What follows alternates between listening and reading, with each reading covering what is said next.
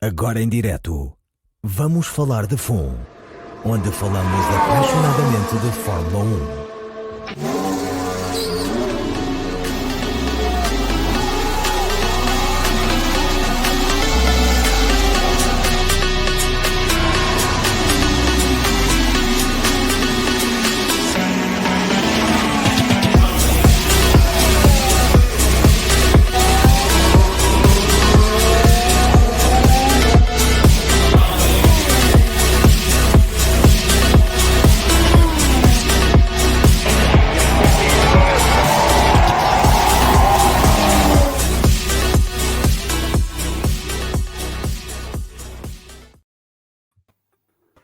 Ora, digam lá se não estavam com saudades de ouvir o Bota Cheque aqui no arranque da emissão. Ora, bem-vindas e bem-vindos a mais um Vamos Falar de Fundo. Estamos de regresso, passado um mês, quase. Não, aliás, faz hoje um mês, precisamente. Foi o episódio com a Ana Isabela Roja, que o Bruno também cá esteve. Comigo tenho o Bruno Paiva e o Miguel Gonçalves e a estreia do Paulo Monteiro. Bem-vindo, Paulo. Bem-vindo, Paulo. Espero que não te enterres muito e que gostes da experiência. Vamos começar por ti, já sabes. Primeiro agradecer aos nossos patronos o apoio que dão ao podcast através de patreon.com/bff1 ou subscrevendo o nosso canal no YouTube. Estou muito grato por esse apoio porque nos permite continuar a manter toda a plataforma a funcionar. O Vamos Falar de Fundo está mais intermitente, mas todas as semanas há episódios do Vamos Falar de Fundo de Brief. Há episódios agora outra vez do Vamos Falar de NBA, que está de regresso. Há o Vamos Falar de Wrestling. Há todos os outros podcasts do Vamos Falar de Fundo que continuam ativos. Para a semana vamos ter outra vez o Vamos Falar de WRC.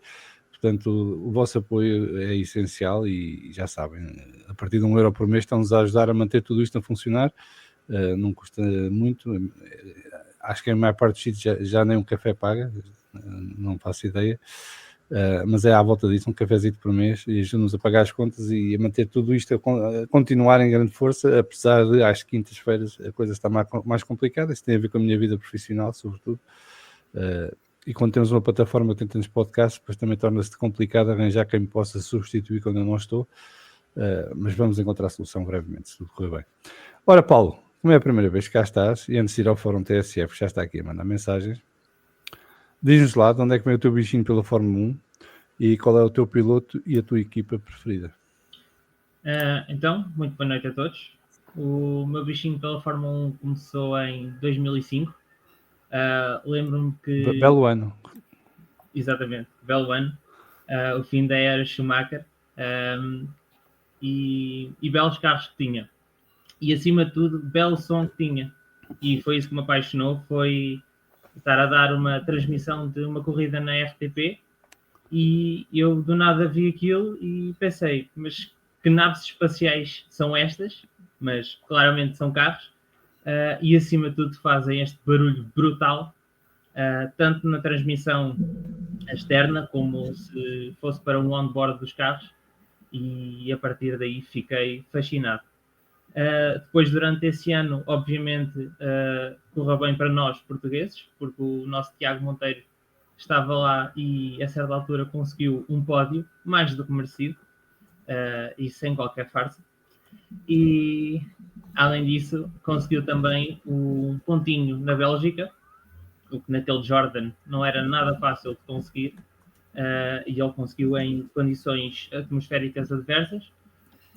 E depois lembro-me da última corrida do ano em Interlagos, precisamente, em que o Alonso começa na pole position, mas é ultrapassado rapidamente pelos dois McLaren. E eu lembro-me de estar a ver a corrida e de pensar, mas porquê é que mais ninguém nesta casa está tão fascinado com isto como eu? E aí percebi que estava claramente apaixonado pela Fórmula 1. Para além desse ano, também contribuiu este videojogo. Também tenho. Tiago Monteiro na capa e o seu belo Jordan amarelo.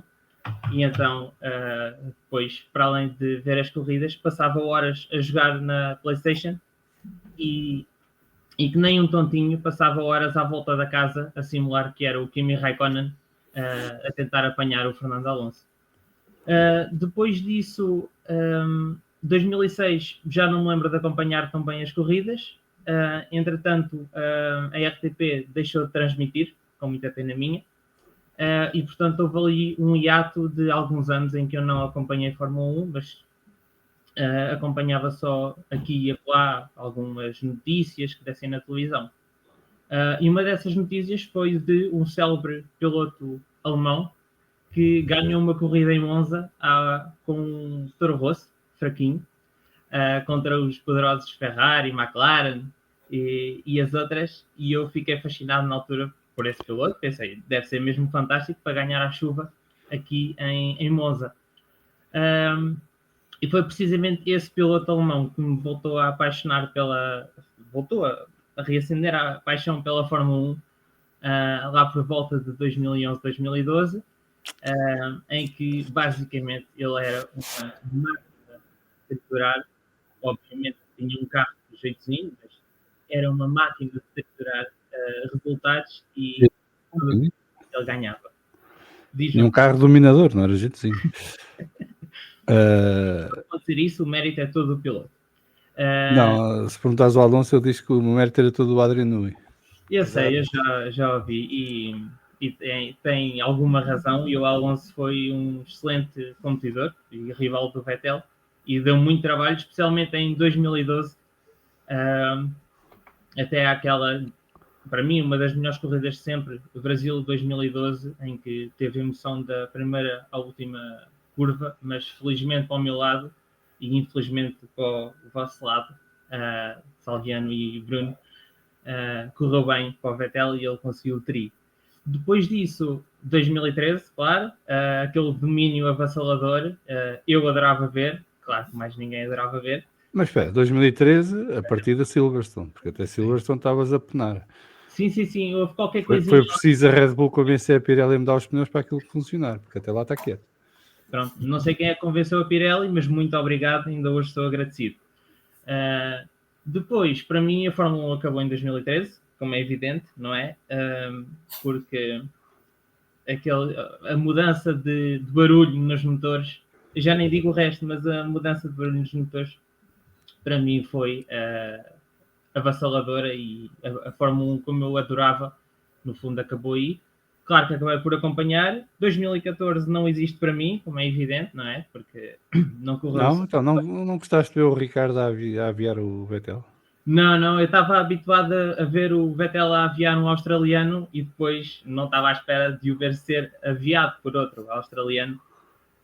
Mas ele também foi esperto, porque a certa altura do ano percebeu que estavam-se a reunir as condições para ele poder acionar uma cláusula no contrato e poder sair para a Ferrari.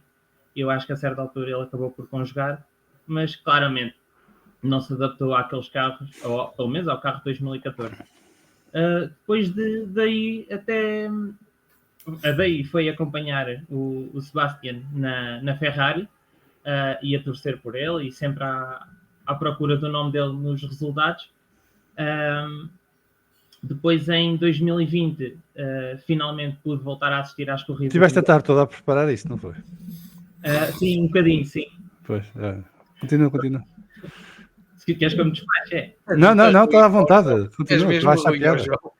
Está tudo encadeado. Não, eu só estou a tentar saltar 2018, estás a ver? É o Canaime, 2018, pronto. Estava a tentar saltar. Okay, não, a parte da parte que estavas à procura dos resultados do Vettel, cá para baixo, deve ser um bocado como um certo clube, não é? Mas... Sim. Mas vamos passar à frente. E então... o Luís gostou tanto dessa corrida e ficou amigo dele para a vida. Pois foi. É verdade. Mas eles ficaram amigos, foi de Baku. Foi a Baku 2017 que os aproximou um bocadinho. Aproximou até demais, foi um break test a campeão. Sim.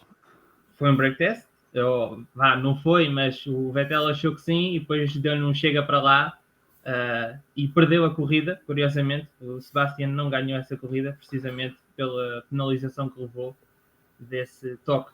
Isto não foi preparado, João. Ele está-se a lembrar de tudo ali mesmo à expert. Isso quem quiser compra. Eu acho que foi preparado e portanto... Não, siga, adiante. Continua, Paulo. Mas basicamente eu durante estes anos todos eu não conseguia ver as corridas em direto, via as corridas através do autoportal e das descrições que eles metiam lá, e depois tentava sacar as corridas assim de forma menos legal, para poder ter Chamei a PJ, se faz favor. um registro da Hungria ou daqui. É indiferente, dá para os dois lados. Eu prefiro os húngaros, então. Levas um mandado internacional de busca, que é um mimo. Bora, pode ser. Depois, a partir de 2020, comecei a acompanhar as corridas em direto na Eleven, e mais tarde deixei a Eleven e futuramente a Sport TV e passei a acompanhar só na F1 TV com comentários em inglês. E depois, em 2022, andava muito interessado nos comentários do João Carlos Costa e da opinião dele, porque também estava a conhecer. Eu acho que nunca tivemos uma introdução tão longa de alguém que veio pela primeira vez. Está a acabar. Não, continua. E descobri uma comunidade de gente doida, claramente, porque faziam um podcast de 4 e 5 horas. E eu pensei, velhos tempos. Esta gente é louca. Essa parte foi encomendada pelo Soltas. Grande Soltas. Não dá muito jeito, porque a partir daí eu também comecei a precisar para o meu trabalho e então pronto, passei a ouvir os podcasts religiosamente. Para o teu trabalho? O que é que fazes?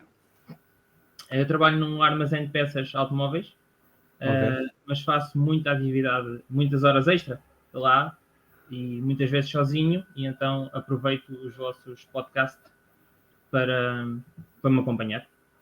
Muito bem. Ainda bem. Há muita gente, isso é uma das coisas que eu mais gosto do podcast, é que há muita gente a quem fazemos companhia durante o trabalho, sobretudo para quem trabalha à noite ou quem trabalha na estrada, faz vida a andar de um lado para o outro. Dá-me um prazer enorme isso de podermos ajudar a amenizar a coisa e tornar esses momentos mais agradáveis. E bem-vindo, Paulo. Não sei se já acabaste. Já. Certeza? Vê lá. Já podes mandar embora se quiseres. Não, o Biju é que deve estar todo invejoso, porque diz que quando cá vem não deixamos falar e tu logo na introdução foi um quarto de hora. Portanto. Pronto, eu aproveitei o time dele. Está feito. Os teus 15 minutos de fama estão gastos. Vamos seguir em diante. Está famoso. Obrigado, Paulo. Até para a semana. Olha, Paulo, bem-vindo e espero que te divirtas e que seja a primeira de muitas vezes a vir aqui. Vamos falar de fundo. Deixem-me só ir aqui então ao nosso chat, ao nosso fórum TSF, até porque há vários comentários e eu lancei, entretanto, aqui um objetivo para os superchats. E o objetivo é simples. Se chegarmos aos 30 superchats durante a emissão de hoje, o Bruno Paiva não só vai declarar o seu amor pelo Lewis Hamilton, como na próxima vez que vier ao podcast, vem com a camisola 44. Está quieto, Paiva. Está quieto, Paiva. Deixa ver os superchats, só depois é que mostras a camisola, que já sei que tens e usas por baixo da roupa de trabalho, que é para ninguém ver. É isso. Entretanto, cumprimentar aqui o General Ecker. Boa noite a todos. Estamos tramados hoje. Já temos o Ecker aqui, olha. O dinheiro dos superchats vai ser todo desviado. O Yes Freewide, que nos cumprimenta como sempre desde Mafra, um abraço. O Teorias PT, o Sérgio a voltar às suas origens. O Albano Sampaio, um abraço para ele também. O Carlos Chá também cá está. Um abraço para eles. Está na horta hoje. Um abraço.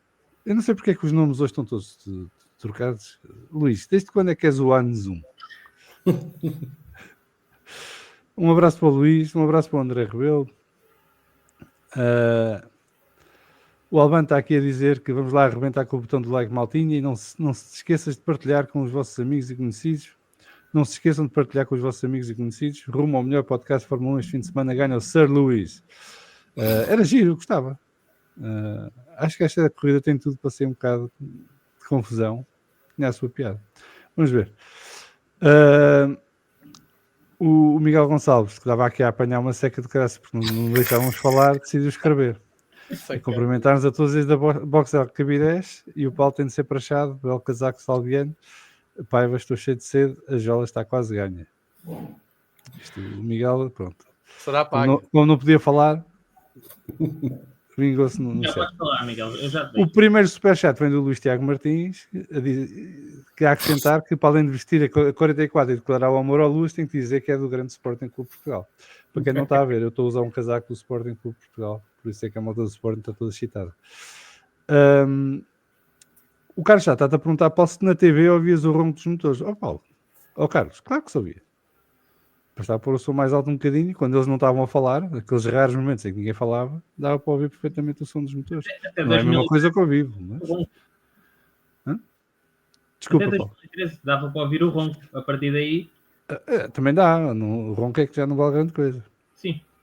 Mas foi E diz melhor. o Carlos Chá, diz o Carlos Chá que não sabe qual é o objetivo do Superchat, mas aqui vai e mandou 2 euros. Muito obrigado, Carlos. E diz o Carlos que Piqué, Alonso e Max, o resto é conversa. O Gabriel Pereira Martins está aqui a dizer: pois eu é a arrumar a cozinha que vos acompanha. Amigo, Bem. desde que não peças a mim para lavar a louça, está tudo bem. Se fazemos de companhia e arrumas a cozinha, nem dás por ela. Eu por acaso estou a gozar, mas eu não me importo arrumar a cozinha, não quero a fazer todos os dias, mas não digo isso à minha mulher, porque senão amigas. O Carlos já pergunta, por falar em biju, já está saldada a dívida. Repara, Carlos, o biju desde esse dia nunca mais voltou. Agora só faz podcast de endurance, não quer vir cá fazer podcast de Fórmula 1. Está com medo de dizer que o Lando é o melhor, ainda por cima vai ser campeão do mundo, se calhar. Complicado. O Bruno Paiva também estava aqui a ouvir-te, Paulo, e decidiu mandar 2,49€ para ele próprio vestir a camisola do Lewis Hamilton da próxima vez que vier. Não, por O acaso, Sérgio de Matos está a dizer que foi uma porcaria que o YouTube implementou agora, é o handle e não o nome. Mas eu não tenho handle. Como é que eu apareço? Se eu mandar uma mensagem, já vou testar isso. O meu pareceu normal, não foi só. Espera aí que a mensagem, o superchat do Paiva é 2,49€ porque este Paulo é máquina. Obrigado. Pronto. Pronto, e o Sérgio está aqui a explicar. Só uma curiosidade, Paulo, tu és de onde? Não posso dizer que não existe. de Leiria. Leiria! Bem, Grande terra, já foi uma grande terra, agora não existe, mas já foi uma grande terra. Tem belos restaurantes, gosto muito de comer em Leiria. Já foi porquê? Então agora não existe. Exatamente. apareceu. É que eu descobri Não isso vem no mapa. precisamente por este podcast.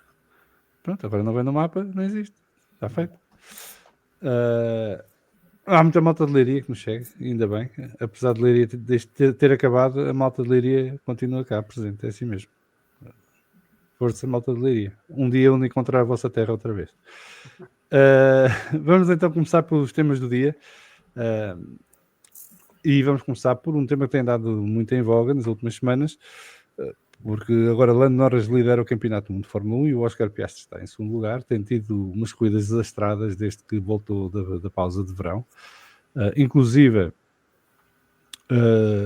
está à mercê de Max Verstappen também. Max, que estava a 69 pontos, agora está a 36 pontos do líder. Está a 35 pontos do Piastri. E o que ninguém entende muito bem é o que é que está a acontecer com o Oscar Piastri. As piastrinas, como eu lhes chamo, porque já têm direito a nome, porque o malta que é alucinada tem direito a nome, já andam aí todas loucas com o pito aos saltos. Isto é boicote, e estão a mexer no carro, e dão-lhe um carro pior, e favorece o Lando, e não sei o quê. Portanto, a mesma malta que até enquanto o Oscar ganhava, o Oscar era o maior, não tinha nada a ver com o carro, agora o Oscar está fraco porque o carro é uma merda. Então lhe boicotar o carro e não querem que ele ganhe. O próprio Oscar, quando foi questionado sobre isso, diz que o problema não é o carro, o problema está a ser ele, que não está a conseguir encontrar o ritmo certo para poder ser tão competitivo como antes. E eu acrescentaria que uma das grandes diferenças de antes da pausa do verão para depois da pausa do verão é que a McLaren perdeu muita da vantagem que tinha, sobretudo para a Red Bull. E, portanto, é muito mais fácil à Red Bull e às vezes à Mercedes estarem perto dos McLaren ou ao ritmo dos McLaren do que era antes da pausa de verão. E isso também dificulta a vida do Piastri. É preciso lembrar que, por exemplo, em qualificação, que é onde ele tem estado pior, a McLaren tinha uma margenzita de 1-2 décimas sobre o resto. Perdendo uma parte dessa margem, entra naquela disputa em que por uma décima e meia, se fica em primeiro ou em quinto. Okay? E basta o Piastri não estar minimamente confortável para perder esse comboio. Portanto, não é preciso inventar aqui grandes teorias. Mas, eu não sei se temos aqui alguma piastrina no painel, certamente que haverá no fórum. O melhor de todos os tempos, que é o Oscar Piastri, a coisa não está a correr bem nesta altura e tem agora um teste de fogo este fim de semana. Paulo, como é a primeira vez que vens, tens direito a expressar a tua opinião primeiro, mas o que é que achas que está a passar com o Oscar Piastri? Eu tenho que dizer que, para mim, o Piastri tem sido uma desilusão, ou é desilusão, desde Zandvoort, porque se até ali ele quase que era o segundo Iceman da Fórmula 1, um Kimi Räikkönen 2.0, a verdade é que desde os Países Baixos que a forma dele caiu, a nível de qualificação, a nível de corridas, e acima de tudo, para mim, a atitude dele não é a atitude de alguém que quer ser campeão do mundo, porque ele, eu não sei explicar bem, mas basicamente eu tenho ideia de um campeão do mundo ser implacável, ou pelo menos quem quer ganhar o seu primeiro campeonato do mundo, ter que ser implacável na sua própria equipa, tal como outros foram, tal como um Senna foi, tal como um Schumacher foi, o Vettel, que não deixava ganhar o Webber nem por nada, o Hamilton também, que talvez deixasse o Bottas ganhar, mas porque claramente o Bottas não lhe fazia frente, e um dos grandes exemplos últimos, o Max Verstappen, que não deixa o colega de equipa nem ganhar um quinto lugar, como ficou célebre no Brasil em 2022, com o Pérez. E ao contrário daquilo que eu pensava, porque lá está, também tinha essa ideia que o Piastri era frio, está a demonstrar que não, cede a tudo o que a McLaren lhe pede, parece que não é capaz de dizer não, se isto aconteceu assim, eu vou ter que, é assim que eu assumo, portanto, aquilo que aconteceu em Monza com as boxes, ele só tinha que dizer não, foi um erro das boxes, foi um erro vosso, portanto, temos que discutir isso no final, mas eu não sei da posição, o Norris, se quiser a posição, que venha para cima de mim.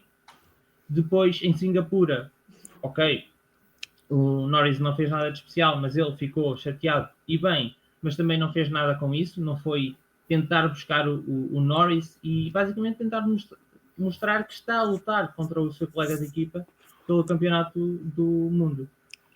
E depois a própria postura após as corridas, para mim, é ridícula, porque basicamente ele todas as flash interview, as entrevistas que dá no fim da corrida deixam-me o mesmo, que é não sei o que é que aconteceu, mas vou ter que analisar as imagens, vou ter que ver as imagens, e não há ali um rasgo de não, o meu colega virou para cima de mim, eu acho isto injusto e acho que a equipa devia fazer alguma coisa. E no fundo, provocar um bocadinho o Norris através dos mídias, como tantos outros fizeram anteriormente. Eu hoje estive a ouvir um bocadinho de um podcast que já tinha ouvido previamente, do Piastri, já tem 3 anos, em que basicamente ele diz que na F3, porque ele ganhou a F2 muito tranquilamente, mas a F3 foi um bocadinho com mais pressão. E ele diz que a certa altura que na F3 que o DRS dele não funcionava muito bem durante as primeiras 6 corridas, ou lá o que era, e ele basicamente tweetava isso nas redes sociais, ou no X, para que as pessoas soubessem que não era um erro de pilotagem dele, mas sim que era do carro. E, portanto, isso demonstra que, ao contrário do Iceman, o Piastri se preocupa com o que as pessoas pensam dele. E, para terminar, acho que, basicamente, é um miúdo que tem 3 anos de experiência de Fórmula 1 e que está a lutar pelo seu primeiro título. E se até o Verstappen cometia alguns erros em 2021, já com mais experiência, é normal que o Piastri também possa estar a ceder um bocadinho à pressão. Bem, da próxima vez que vieste, Paulo, não te digo os temas. Quero testar como é que é assim de improviso. Não, nem tudo foi planeado. O Vítor Manuel Fialho, um abraço para ele, que nos cumprimenta como sempre, da Benedita Alcobaça. O Carlos já diz que tem que dar a mão à palmatória, isto é dar a razão ao Salviano. Criou-se um hype à volta do Piastri que muito provavelmente não tinha razão de ser. Pá, eu nunca me engano e raramente tenho dúvidas, como dizia o outro. Antes de estar a continuar, Bruno, tu que és uma piastrina de armário. Só um bocadinho. Revela Sou admirador do Piastri, gosto muito dele. Bem, em primeiro lugar, boa noite a todos. Deixar aqui a nota que é sempre bom ver um jovem. Espera, eu disse uma frase que devia ter provocado mais reações. Acho que só para aí 5% de quem nos está a ouvir é que percebeu o que eu disse. Da Piastriga. Não. É do Nunca Me Engano e Raramente Tenho Dúvidas. Sim, está bem. Não vou mexer nisso. Estava à espera de uma reação mais. Não vou mexer nisso porque isso, não vou mexer nisso porque isso tem outra conotação que não é desportiva. Portanto, não vou mexer aí. Bater no ceguinho é desporto para muitos. O que eu queria dizer era deixar a nota que é muito bom ver um jovem como o Paulo, porque ao pé de nós é um jovem, não é? Não assim tão jovem, se calhar. És um bocadinho mais jovem que nós. 32. Chegar aqui, debitar isto mesmo que tenha sido preparado, eu não acredito. Eu não acho que ele preparou o discurso. Alguma parte foi preparada, mas quem fala assim não engana, não é? Há muita coisa aí na cabeça. E que não vem do DTS, que é espetacular, pá, é muito bom. Eu gosto sempre de ouvir uma malta mais nova que não vem do DTS, que agora é o hábito. Do DTS é o mesmo lema. Exato. Pronto. Em relação ao Piastri, eu acho que eu gosto muito do Piastri, nunca escondi isso, e desde o início que disse, logo no primeiro episódio desta temporada, eu vaticinei que seria o Piastri o campeão do mundo. Eu gosto muito do Piastri, e com um carro forte, o Piastri é sempre um Deixa-me só dar um dado, porque isto é giro, porque diz. Desde a pausa de verão do ano passado, ou seja, quando os McLaren começaram a ser o melhor carro, Max, o Lando e o Oscar ganharam 7 corridas cada. 7 corridas cada um. Sim, está bem, pronto. Isto é a malta que apregou a grande superioridade do Oscar sobre o Lando. Não, este ano as primeiras corridas, sobretudo as primeiras 6, ele notava-se que havia alguma superioridade, não sei se por falta de adaptação àquilo que a McLaren colocou no carro este ano logo de início, ou não sei, ou alguma falta de confiança do Lando, mas era aí onde eu ia chegar. O que está a acontecer com o Piastri, a meu ver, é uma dor de crescimento, ele vá lá, pela primeira vez inicia um campeonato com um carro que é dominador a início, e ele estava com muita confiança, começou a ter boas corridas logo de início. Isso traz ali um bocadinho para um miúdo, não é? Porque ele ainda é um miúdo, traz ali um bocadinho de soberba, não é? E com toda a gente, todos os média a focarem o Piastri em todos os níveis, é natural que um tipo daquela idade também se deslumbra um bocadinho, não é? A questão é esta, era o que eu tinha aqui apontado também para dizer sobre isto, e o João falou nisso. Só cábulas agora. Isso? Só cábulas agora, a malta faz notas. Não, apontado na minha cabeça. Não fui, olha, a única cábula que eu tenho aqui são os 3 que eu tenho previstos para o Grande Prémio do Brasil. Não, eu estou a dizer, naquilo que eu tinha pensado para falar aqui, tu já falaste. Eu acho que o que a McLaren não estava à espera é que depois da pausa de verão a Red Bull viesse tão forte. Red Bull, diga-se, Max Verstappen. Mas eu acho que eles não estavam à espera, e até mesmo que a Mercedes viesse tão competitiva. Sim, isso é importante porque a McLaren decidiu não continuar o desenvolvimento deste carro. E agora que chega a soberba da equipa, se há a soberba do Piastri, não é soberba da equipa, vamos lá ver. Mas espera, a McLaren é uma equipa cliente, para começar, não é uma equipa de fábrica. Sim. Tem que preparar um carro novo para o próximo ano, com os novos regulamentos. Está pendente de muita coisa do fornecedor de motores, que é a Mercedes. Os recursos não são ilimitados. Tem o campeonato de construtores no bolso, toma a opção mais lógica, que é deixa desenvolver o carro, poupa recursos e investe esses recursos no carro do próximo ano. Não é? Até porque a McLaren está à beira de, no próximo ano, não ser candidata a nada. Não é? Sim. Corre esse risco e, portanto, acho que é uma decisão lógica da parte da equipa. Se calhar não contavam que a Red Bull encurtasse tanta diferença. Tudo bem. Eu não sei se é uma decisão lógica, João. Na minha opinião, na minha modesta opinião... O campeonato está a ganhar, o que dá dinheiro está a ganhar. O campeonato mundial de construtores, sim, mas porque não em muitos anos, ganhar também um piloto da McLaren. Podia não, faltavam muitas corridas, depois da pausa do verão. Podia não acontecer. Eles chegaram a ter 100 pontos de avanço do Piastri sobre o Max. Eu sei, e isso não é soberba. 29, Vai dizer assim, ele já tem 100 pontos de avanço e o Lando tem 70, 78, ou que era, salvo erro. Mas porquê é que é soberba? É isso que eu não É um entendo. Não é bocadinho, soberba, é uma opção da equipa de não continuar a João. desenvolver um carro que já ganhou o campeonato de João, construtores. é a minha opinião. Está bem? Posso discordar de ti também. No meu caso, na minha opinião... Mas eu estou-te a pedir para explicares porque é que é soberba. Mas eu explico se tu me deixares. Eu explico. Explica, Na estás meu a dizer ver, que é a minha soberba. opinião, Claro que eu quero que me expliques, não é que me digas que é a Mas minha opinião, eu que a minha estou opinião já eu estou a sei. tentar, não me estás a deixar. Eu estou a tentar. Homem, diz lá. A meu ver, é soberba no sentido em que eles pensaram que estava no bolso, que a Red Bull não ia fazer nada porque também Está no estava bolso, cara. a desenvolver o carro de... Pronto, está, sim, vamos ver, veremos. Eu acho que eles Eu acho que não é para mim não é uma decisão assim tão lógica como isso, e até para mim era mais lógico eles apostarem num piloto número 1, fosse o Piastri ou Norris, para mim era indiferente, mas eu acho que era mais lógico. Eles pelo menos num carro... Mas entre os próprios Zac Brown e o Stella, podemos concordar ou não com essa postura, a dizer que preferem não dar ordens de equipa. Sim, e ter um 2007 novamente, vivem confortáveis com isso. O campeonato de construtores está no bolso, esse não foge, não é?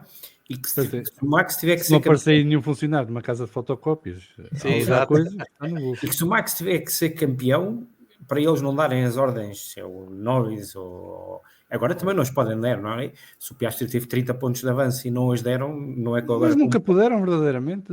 Pensem lá bem, quando é que houve uma diferença assim tão grande entre o Lando e o Oscar que permitisse à equipa dizer, ok, o número 1 é aquele e vamos apostar neste e está feito. Não houve. Não é? Quando houve uma diferença maior foi porque o Lando teve o abandono em Zandvoort. Mas se não fosse esse abandono, o Lando tinha 20 pontos de avanço agora. E o Lando já teve 2 DNFs, um por culpa dele, não é? Que bateu na traseira do... Sim, mas isso o Oscar também tem um DNF por culpa dele. Portanto, aí estão empatados. Mas em falha mecânica, o Lando teve um abandono em Zandvoort quando tinha 18 pontos no bolso. Sim, tudo bem, mas não sei, a meu ver, tenho esta opinião. Acho que houve ali um bocadinho de temos isto no bolso. E no caso do Piastri, é dor de crescimento, é natural. Se calhar ele próprio pensava que eram favas contadas, não estava a contar que a Red Bull e a Mercedes também, se chegassem mais à frente e que lutassem, quer principalmente pelas qualificações, que depois em alguns grandes prémios são fundamentais. E olha, chega um momento que ele é mais miúdo, que tem menos maturidade e que comete erros que depois fazem-no perder imensos pontos ou terem um DNF. E eu acho que vou dar a volta, vou torcer o rabo e dizer assim, olha, se calhar o Lando este ano é verdadeiramente o piloto mais constante, que tem-se mantido com grande performance, fez os pontos que tinha que fazer e se calhar vai chegar ao fim e vai ser campeão bem merecido. E o Lando o Piastri tem que se aguentar e ter um bocadinho mais de maturidade no próximo ano, se tiver carro para isso. Ele é bom piloto, é sem dúvida, e para mim acho que é diferente, é um piloto diferente. Não sei se é um Max, não sei se é um Alonso, não sei se é um Hamilton, não sei. Mas eu acho, e o Lando para mim não é. Tem um carro dominador, melhor que os outros este ano, e está, sem dúvida, a aproveitar o máximo que pode esse carro, e por vezes os campeões também se fazem disso. Aproveitar ao máximo o carro que têm e aproveitar a sua performance. E se ele for campeão este ano, acho que vai ser-lo merecidamente, com muita pena minha, eu gostava que fosse o Piastri, mas pronto. O Alban Sampaio diz que discorda, o Piastri tem 3 anos de Fórmula 1, está a lutar contra um colega muito mais experiente e contra um monstro que é o Max. Acho sim que ele é muito mais ice cold do que muitos pensam. O Luís Tiago Martins diz que miúdos são eles todos, a diferença entre o Piastri e o Norris é só de 1 ano. Agora, a experiência conta alguma coisa. Perder a liderança do campeonato foi a melhor coisa que lhe aconteceu. Eu não compro a teoria do Piastri, só tem 3 anos, e não sei o quê. Para já tem 3 mais 1, porque teve 1 ano a fazer testes na Alpine e a Alpine andou a pagar a isso, mesmo depois dele já ter anunciado que ia para a McLaren. E, portanto, quando entrou na McLaren não vinha virgem de todo. Não saiu da F2 com um teste de pré-temporada. Portanto, vem com um ano completo de testes. E isso faz toda a diferença. Podem achar que não, mas faz. E obviamente que tem talento, tem potencial, tem todos os ingredientes para vir a ser um grande piloto e um campeão do mundo, mas ainda não é. E não tem a experiência nem o traquejo ainda para lidar com a pressão de que é a Fórmula 1. É tão simples quanto isto. E nisso o Lando tem vantagem porque está há mais tempo a levar porrada. Sim. Faz parte. Agora, há malta que passa o tempo a meter estes inputs lá em cima nos pinkers como se fossem a grande invenção da história da humanidade desde o pão às fatias. Epá, calma. Sejam mais comedidos. E ainda para mais, este campeonato tem sido seca até há poucas corridas, porque entre o Lando e o Oscar, nenhum deles motiva. Pronto. Olha, é o que há. Passando a bola para o Miguel, para ele também dar a sua opinião, lanço-te outra pergunta, que é: a McLaren não está a pagar agora no campeonato de construtores de pilotos a má gestão que fez durante a temporada? Porque este carro tinha que ter feito mais dobradinhas. Não é? Este carro tinha que ter chegado ali à pausa de verão sem nenhuma outra equipa ter ganho uma corrida sequer. E a verdade é que não foi isso que aconteceu. Miguel. Bem, é assim, eu ao contrário do Bruno, ou seja, entre Piastri e Norris, sempre fui Norris, não é? Obviamente que o meu favorito é o Max, e isso não há que esconder. Agora, até quando fui calor como o Paulo, também me perguntaram os 2, 3 pilotos, eu disse o Max e depois disse que tinha a simpatia pelo número 4. Mas como o tema é o Piastri, por exemplo, o Tiago Martins disse ali uma coisa que eu acho importante, que é, se calhar, ter perdido a liderança foi a melhor coisa que lhe aconteceu. O Oscar estava muito bem no papel de underdog, ou seja, no início da época com um carro dominante, toda a gente esperaria que fosse o Norris o líder, etc. E o Piastri ganhou mais pontos, não é? Estão empatados em termos de número de corridas, quer dizer, eu também vi a estatística de 777, este ano até acho que o Norris agora acho que tem mais corridas ganhas, mas, por exemplo, até mesmo depois de Zandvoort, o parâmetro entre os dois, que tende mais a favor do Piastri, ainda é a qualificação, ou seja, o Piastri tem qualificado melhor durante a época, agora nos últimos tempos não tanto quanto isso. Agora, acho que o Piastri lidou mal, desde Zandvoort, desde que a guerra é 3. Quando era mano a mano com o colega de equipa, ele acho que estava mais confortável. Era o underdog. E estava à frente, tinha essa vantagem, não é? Podia provocar o acidente, não havia problema nenhum, continuava à frente. Agora, desde que o Max, é assim, o Piastri tem de facto um fim de semana, é humano, não é? Como é óbvio, menos ice, que não pode ter, que é Baku, não é? Porque teve um erro, saiu na qualificação, mas não obstante isso, teve uma má partida e depois, ao tentar recuperar, faz o segundo erro, não no mesmo sítio, mas o segundo erro, e no fundo só não perde mais pontos, por causa que o Norris também ficou porque a McLaren tinha boicotado o carro do Norris nessa corrida e aquilo não dava mais. Exatamente. Agora, como o Salviano disse, até Zandvoort eles poderiam ter feito mais pontos entre os dois e deixaram ali o Max também andar e ganhar uns grandes prémios, algumas poles. O Max também se calhar não está mais na luta, também é preciso dizer por culpa própria, não é? Salvo em Espanha e aquela questão com o Russell e mais uma ou duas corridas em que com o hard racing e com as penalizações também ficou um bocadinho fora dela e terminou em 7º, 8º. Budapeste também acho que ficou em 6º, 7º, ou seja, mas aí não tanto por culpa própria. Mas o Piastri não está a lidar com o facto de ser ou estar à frente e ser o favorito. Ali eu discordo de uma coisa que o Paulo disse, não é? Ou seja, o Paulo atirou muito a questão para a gestão da McLaren e do Piastri não se afirmar. Eu acho que isso esconde um bocadinho que é os próprios erros do Piastri, não só em Baku, não é?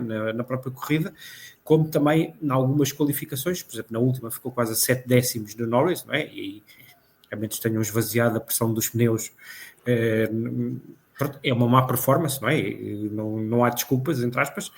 E E curiosamente o Piastri, que é o ice cold, quando as coisas correm a favor, sempre sorridente, não é? Quando as penalizações são a favor dele, como o Max Salver, não sei se foi Suzuka ou que leva a penalização e faz primeiro e segundo, etc. Pois quando foi a penalização ao contrário que o Piastri levou, justo ou não, teve a chorar a corrida toda. Quando foi o toque do Norris, também teve a chorar a curva toda, a corrida toda. E depois está mais preocupado a passar mensagens para as boxes do que propriamente fazer o seu hard racing, que nos últimos tempos não tem aparecido. Eu também acho, e aí também discordo um bocadinho do Paulo, o Piastri ainda não tem estatuto para se impor à McLaren, não é? E como a própria McLaren também disse ao Norris o ano passado, como em Monza também disse a coisa, vais fazer isto e não te esqueças que vais precisar da equipa, não é?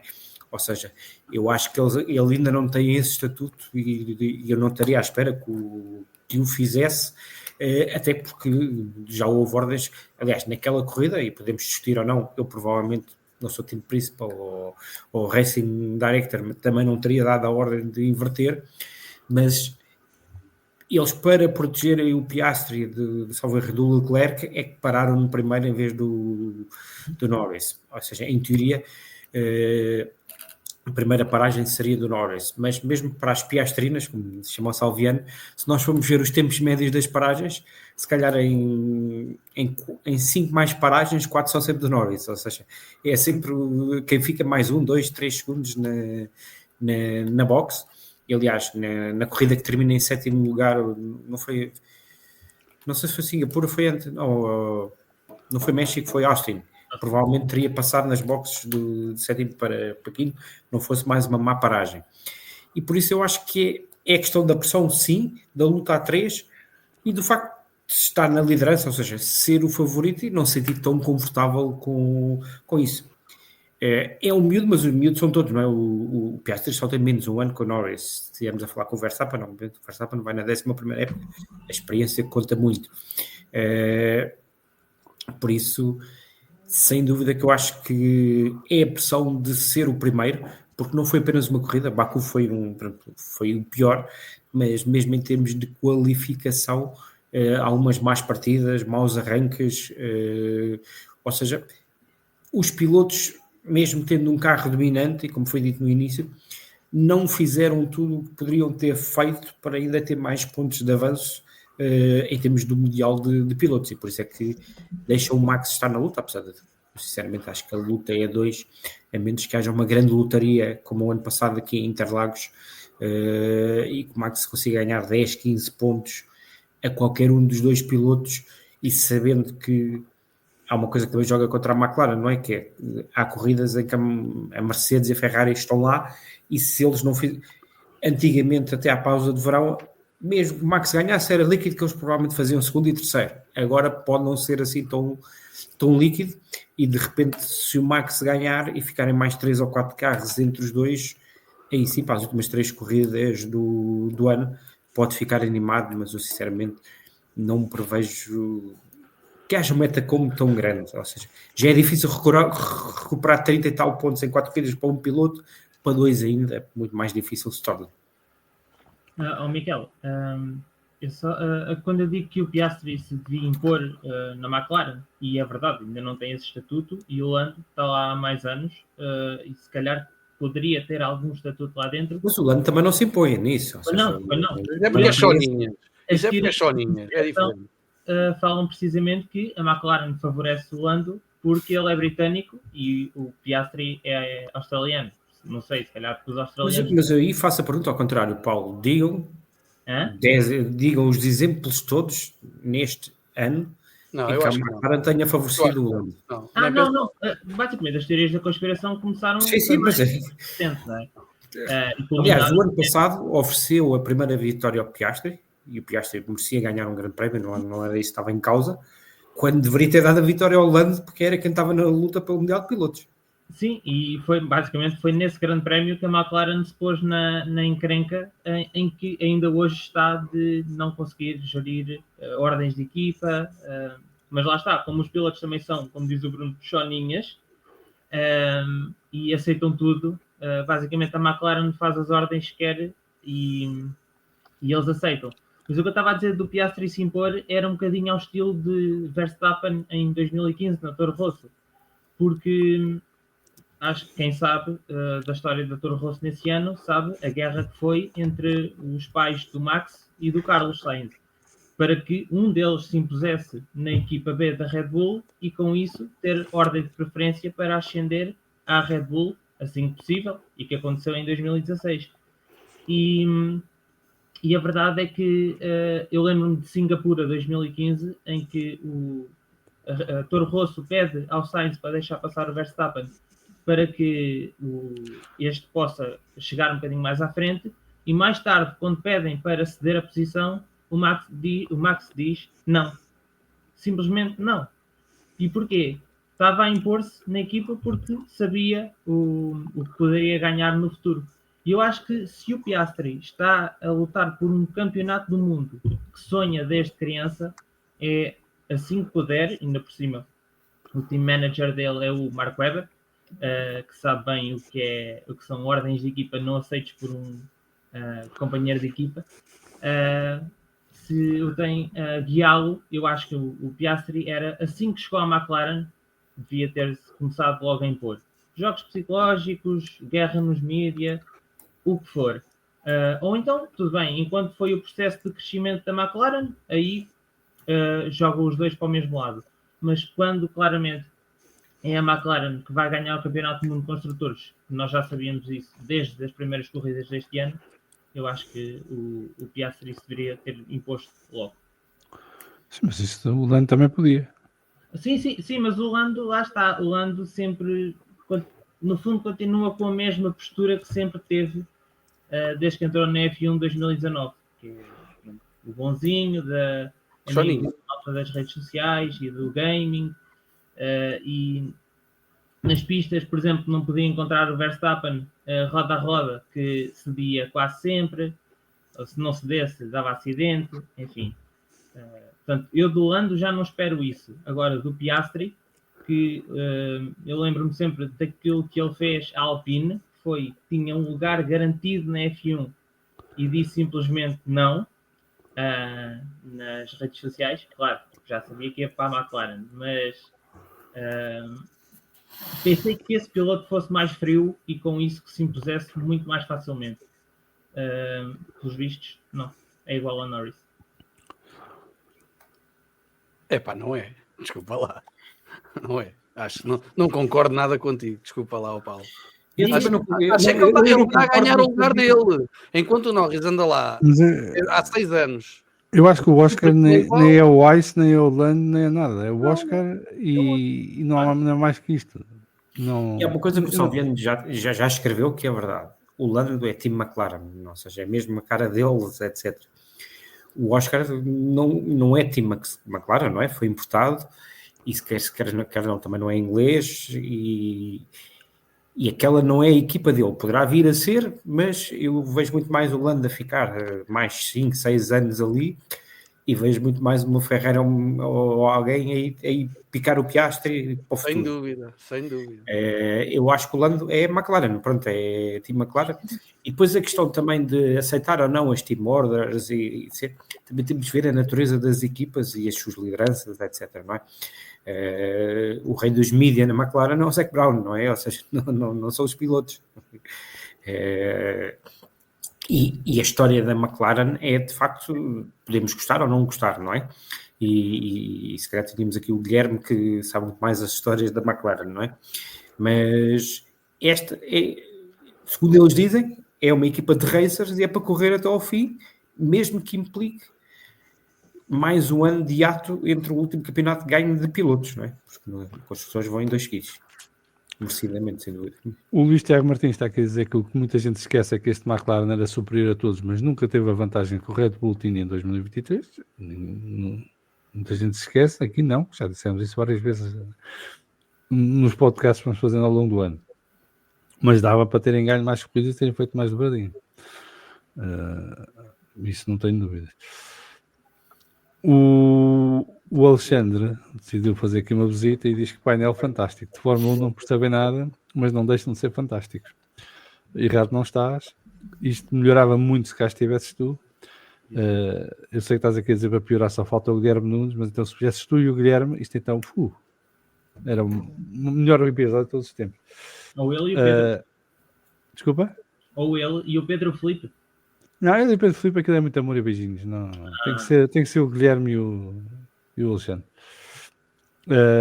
O Alexandre vai estar na segunda-feira no debrief com o Pedro Filipe. Portanto, para quem gosta do Ouro Negro, vamos falar de fundo. É segunda-feira. Não sei, querem acrescentar mais alguma coisa sobre este tema? Isto vai ser algo que vai continuar a desenvolver até ao final da temporada e, portanto, vamos ter mais um capítulo este fim de semana em Interlagos, que por acaso eu acho que é mais importante para a luta do Max pelo título, propriamente para os dois da McLaren. O Max está obrigado a ganhar aqui, mas já vamos falar mais à frente do Brasil.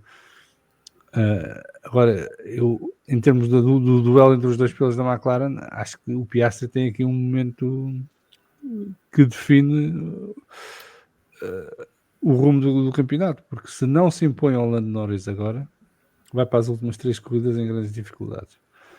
E são muitas corridas já consecutivas em que o Oscar está por trás do Lando em forma, em performance, em resultados, porque mesmo Monza, para quem quer chorar Monza, realisticamente o Oscar foi o pior piloto da McLaren no fim de semana todo. Só iria ficar à frente do Lando por causa de um erro da equipa nas boxes, a tal equipa que favorece o Lando. E portanto, isto desde Zandvoort, o Oscar desapareceu. E o carro ganhou corridas. Deu para fazer poles e estar no top 3 na qualificação. Portanto, há aqui qualquer coisa que está a acontecer com o próprio Oscar que condiciona a sua performance em pista. E ele não está a conseguir encontrar os resultados. E o facto do carro ter perdido a sua vantagem que tinha para outros carros, dependendo do circuito, com esta insegurança dele neste momento, está-lhe a fazer perder mais tempo que aquilo que normalmente implicaria perder tantos pontos. Porque se fosse na meio da primeira metade da temporada que isto tivesse acontecido, eu podia estar pior do que o Lando, mas era segundo. Neste momento, pode ser quinto, pode ser sexto, pode ser sétimo, por aí fora. E acho que é aí que está o grande problema do Oscar. É que ele está numa quebra de rendimento no momento em que a McLaren já não tem carro para o aguentar lá em cima. E se ele não consegue estar no máximo e tirar o máximo de performance do carro, qualquer décima que ele perca são 2, 3 lugares na classificação. E isso é fatal. O Lando teve a sorte de, quando estava em baixo de forma, o carro o aguentar ali no top 3, top 4, está sempre ali a cheirar o pódio ou no pódio. O Oscar não está a ter essa sorte. E acho que essa é a grande razão pela qual o Oscar está a perder tantos pontos para o Lando e para o Max. Vamos ver o que é que vai acontecer.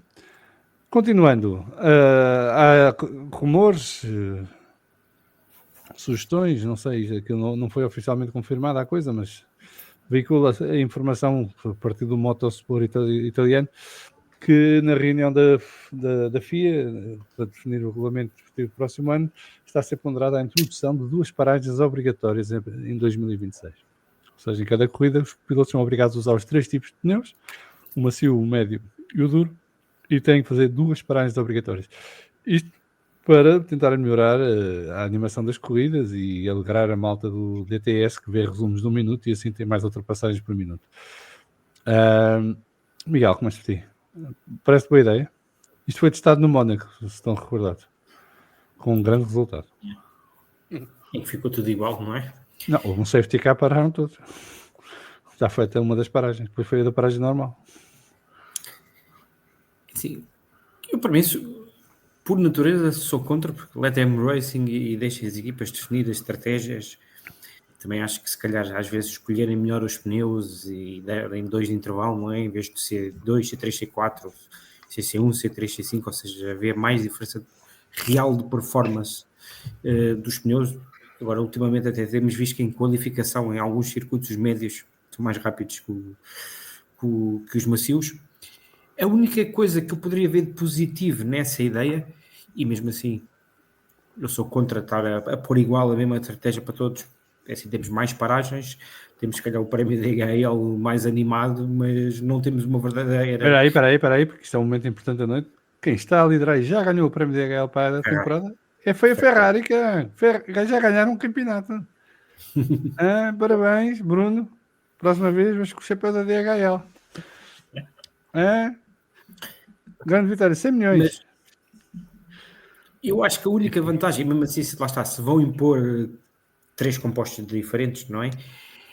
Era de facto que temos tido, e aliás, acho que foi referido na transmissão do último grande prémio, entre o tempo da qualificação e o tempo médio de corrida estavam quase 8 segundos de diferença a certas alturas, não é? Ou seja, de facto os carros andam muito devagar para aquilo que podem normal, se bem o tanque cheio.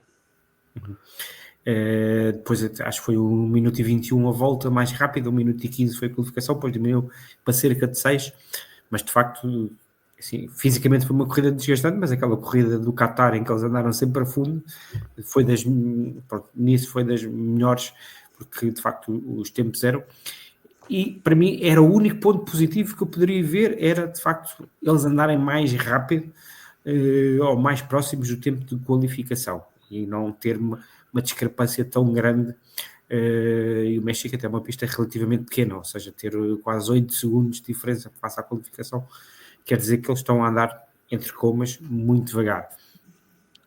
Agora, eu como sou um bocado democrático, acho que deixem cada um fazer a sua estratégia, metam pneu surpresa, pneu bomba, que de repente não, porque senão há acidentes grandes, mas metam tipo o composto de surpresa que ninguém sabe o que é, mas deixem as equipas decidir, façam se calhar melhores pneus mais diferentes para que de facto possam continuar a ser uma variável de estratégia, porque de facto esse também é um lado bom da Fórmula 1, é não só as ultrapassagens em pista, mas ver diferentes estratégias, como ainda naquele grande prémio, como praticamente toda a gente chama o maluco ao Max de arrancar duros, e provou-se que foi uma estratégia acertada, fora da caixa, não é?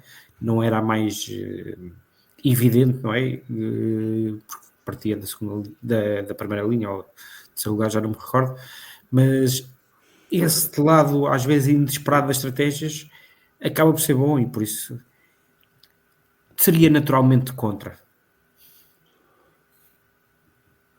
Bem, eu estou aqui a seguir um duelo no chat, porque o Sérgio de Matos, segundo o David Antunes, está a goirar a Ferrari, portanto, estou aqui, só me falta ir buscar as pipocas para ver o que é que vem a seguir.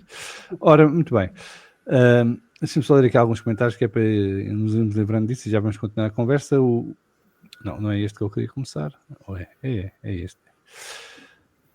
O S de Matos, o Sérgio, diz que se a McLaren perder este fim de semana, domingo antes da meia-noite, receba a baixa do Guilherme para segunda-feira no debrief. Já não vai.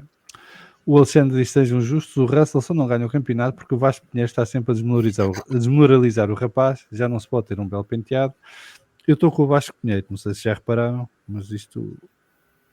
O Vasco Pinheiro percebe mais disto do que tu, Alexandre. O José Correia diz, ou seja, vamos perder a pouca variabilidade estratégica que ainda vai existindo, parece uma ótima ideia. O Carlos Chá diz que é uma forma dissimulada de BOP. O Sérgio diz que a única coisa boa dessa proposta de 2 paragens obrigatórias é que há muito mais hipótese a McLaren pedir para dar passagem ou o Ferrari fazer asneira, só por isso já vale a pena. O Alexandre propõe aqui composto surpresa, mas isso não era o que a Pirelli anda a fazer há anos. O José Correia diz que para os mais desatentos o composto surpresa já existe, independentemente da cor da faixa do pneu, uma pessoa nunca sabe o rendimento que aqueles pneus irão ter. Eu já sabem qual é a minha teoria disso. Os gajos na fábrica chegam lá, põem os pneus todos juntos e depois, olha, agora vai alternando um amarelo, um vermelho, um branco, um amarelo, um vermelho e um branco. Pronto, vai tudo para a pista e seja o que Deus quiser. Para mim, as corridas, os grandes prémios mais divertidos deste ano foi quando a Aston Martin descobriu que os médios andavam mais rápido que os macios. Nem qualificação. Atenção, não é em corrida, em qualificação. Portanto, está tudo dito. Paulo, o que é que parece esta história das 2 paragens obrigatórias? Não concordo. Não concordo para já, porque aparentemente a ideia é aplicar estou a pensar aplicar essa regra já em 2026 e de modo a tornar as corridas mais interessantes e que haja mais ultrapassagens do que comparando com 2025. Ora, que eu saiba, a mudança de regulamentos dos carros e as novas asas e DRS à frente, DRS atrás, já é com esse intuito. E, portanto, acho que mais vale deixar estar como está atualmente, uma paragem obrigatória, porque senão também vamos ser honestos, se não houvesse paragens obrigatórias, eles metiam duros e iam do início ao fim da corrida. Portanto, uma paragem obrigatória e vamos ver no que é que as novas regras nos trazem a nível de corridas. Se trouxerem boas corridas, várias equipas a lutar pelas corridas, pelas vitórias e pelo campeonato, não vale a pena mexer na estratégia de pneus e na obrigatoriedade de parar. Se porventura uma equipa se destacar, então se calhar é uma ideia a pensar. Tu disseste, Salviano, que a ideia deles é ter que usar cada um dos 3 compostos, Sim. obrigatoriamente, certo? Sim, tem que usar macios, médios e duros durante a corrida. Okay. Porque eu também tinha lido que a Pirelli estava a estudar não haver nenhum composto obrigatório, ou seja, uma equipa poder fazer médios, ou então arriscar e fazer duros, macios, por exemplo, mas poder usar, por exemplo, o mesmo composto toda a corrida. Mas lá está. Para já eu discordo. Para mim, a Pirelli... Mas para isso, mais valia não haver paragens, são obrigatórias. E cada um escolhe o que é que faz. Mas eu acho que as paragens obrigatórias é só mesmo para... Não, o objetivo é introduzir variabilidade estratégica e permitir que eles possam fazer corridas todas com o mesmo tipo de pneus e mais. Não há paragem obrigatória, não há regra nenhuma. Param quando quiserem parar. Metem os pneus que quiserem, está a andar. Repara, para mim... Isto era assim antigamente, para quem não sabe, para quem chegou cá há pouco tempo. Antigamente era assim, não havia regras. Paravam às vezes que quisessem. O Piquet ganhava corridas e fazia pódios sem parar. Era assim que ganhava vantagem em relação aos outros. Portanto, quando estávamos a ver uma corrida, por muito seca que tivesse a ser, havia sempre aquela expectativa de ver quem é o artista que não para desta vez e vai ganhar com isso. Ou se o pneu rebenta no fim, né? Por desgaste. Sim, ou isso. Ou se não, o carro rebentava porque não mas parava. Estamos a falar de pneus, não estamos a falar do resto. Estamos a falar de pneus agora. Houve um campeonato do mundo que foi perdido por causa de um pneu que rebentou. Não foi o carro, foi o pneu. E se calhar foi o campeonato perdido mais justo da história da Fórmula 1. E foi preciso ter um carro que andava sozinho para ser campeão do mundo esse. E mais não digo. Mas antigamente era assim e funcionava. Não havia problema nenhum com isso. Esta história das paragens obrigatórias e tudo mais é uma treta recente que eu nunca percebi muito bem de onde é que veio e porquê. E não entendo porque é que se mantém. Não sei qual é o receio, sinceramente. Porque eu acho que está a ser tudo feito ao contrário. Não se está a definir as regras para que haja boas corridas. Estão-se a definir regras com base nos pneus que existem. E, portanto, o problema deles é que o pneu Pirelli faz a corrida toda com muito pouco desgaste. Ao contrário dos pneus Pirelli no regresso em 2010 ou 2011, que se desfaziam num instante. Ora, a Pirelli faz os pneus que lhes pedem. A Pirelli não está na fábrica e diz, epá, que pneus é que vamos fazer agora? Ora, epá, agora vamos fazer uns que duram muito. Agora vamos fazer uns que duram pouco. Não. A Pirelli é dado um conjunto de critérios e diretivas e dizem assim, nós queremos pneus que façam X% da corrida de performance, e eles fazem. A Pirelli não tem interesse nenhum em fazer pneus que lhes dão má fama. Portanto, eles estão a satisfazer aquilo que lhes é pedido. E depois a Fórmula 1 anda a adaptar-se ao resultado que pede a Pirelli. Quando isto devia ser ao contrário. A Fórmula 1 devia decidir, ok, Não há paragens, há 50 paragens, há 20 paragens, há uma paragem, não há nenhuma, não é? E depois diz à Pirelli, pronto, são estas as regras do jogo, façam pneus que funcionem para isto. Porque se vais meter uma corrida em que... Se vais meter 2 paragens obrigatórias, tens que obrigatoriamente dizer à Pirelli que os pneus têm que se desgastar mais do que se desgastam atualmente. Se é para aumentar a emoção. Já estão a ver a perversão da coisa. Portanto, vais criar uma regra porque o pneu é bom demais e não há emoção. E depois de criar a regra, vai ter que se pedir para mudar o pneu, quando isto simplesmente devia ser. Como é que nós queremos que seja a corrida? Assim, ok, Pirelli, agora, se faz favor. Está tudo trocado, mas isto na Fórmula 1 hoje em dia está tudo trocado. E ainda esta semana não andava a queixar, quer dizer, o negócio da Fórmula 1 deixou de ser procurar adeptos para a Fórmula 1. Não, é procurar adaptar a Fórmula 1 para adeptos de qualquer coisa que andem aí, que gastem dinheiro. E portanto, a Liberty não anda a vender Fórmula 1. A Liberty está a adaptar a Fórmula 1 para todo o tipo de mercados que têm dinheiro disponível para gastar neste momento. É indiferente se gostam de Fórmula 1 ou não. Nós vamos mascarar a Fórmula 1 de qualquer coisa que eles gostem. E andamos a brincar assim. E, portanto, está tudo pervertido porque temos à frente disto um grupo que quer é lucrar e chupar a teta enquanto houver leite para chupar. A Liberty quer lá saber da Fórmula 1 e das corridas. Se isto é dinheiro, vai chupar. Quando deixar de dar, tenta despachar. Depois quem vier a seguir, que apaga as luzes. E faça o que quiser, não? Não, faça o que quiser, pois quem vier a seguir está tramado. Faz o que puder. Não é o que quiser, é o que puder. Não, eu digo, faça o que quiser, tal como a Liberty se calhar tem feito um bocadinho, que é, faz o que quer, ou torna as corridas como quer, de modo a lucrar o máximo possível. Não, mas a Liberty não está a fazer nada nas corridas, o problema está aí. O problema é que agora quer começar a fazer coisas nas corridas. Sim. Quer coisas mais curtas, quer coisas mais não sei o quê, quer coisas mais não sei quantos, não sei o quê. Até agora andou a bastardizar tudo o que era a Fórmula 1. Grande sucesso comercial, muitos milhões de fãs que não veem corridas, veem highlights quando lhes dá na gana, o que lhes interessa é o casamento do outro. Não é? E andamos aqui a brincar, a fingir que está tudo bem e que todos os adeptos são bem-vindos e isto está cada vez melhor. Tretas. Diz isto quem vive disto. Eu não vivo disto, não preciso dizer. E portanto, chama as coisas pelos nomes. Isto é uma bastardização completa do que é a Fórmula 1.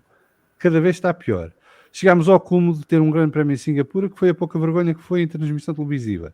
Foi preciso os pilotos virem a terreiro, queixar-se e denunciarem a situação. Portanto, estamos neste nível. Maravilha. E agora? Vamos inventar paragens obrigatórias para dar ainda mais emoção, porque os meninos não gostam. Ainda está muito aborrecido para os meninos que não veem corridas. Desculpem a tirada, Bruno. Não, é isso. Se eu estou contra o ter deixado de haver reabastecimentos, quanto mais regras palermas como estas de paragens obrigatórias. Eu, para mim, era assim, na corrida, punham os seis pneus para cada equipa, C1, C2, C3, C4, C5, C6. Punham, agora, pronto, pronto, pode haver uma paragem obrigatória, tudo bem, ou não, e agora desemerdem-se, façam o que vocês quiserem. E pronto, e isso sim é invariabilidade.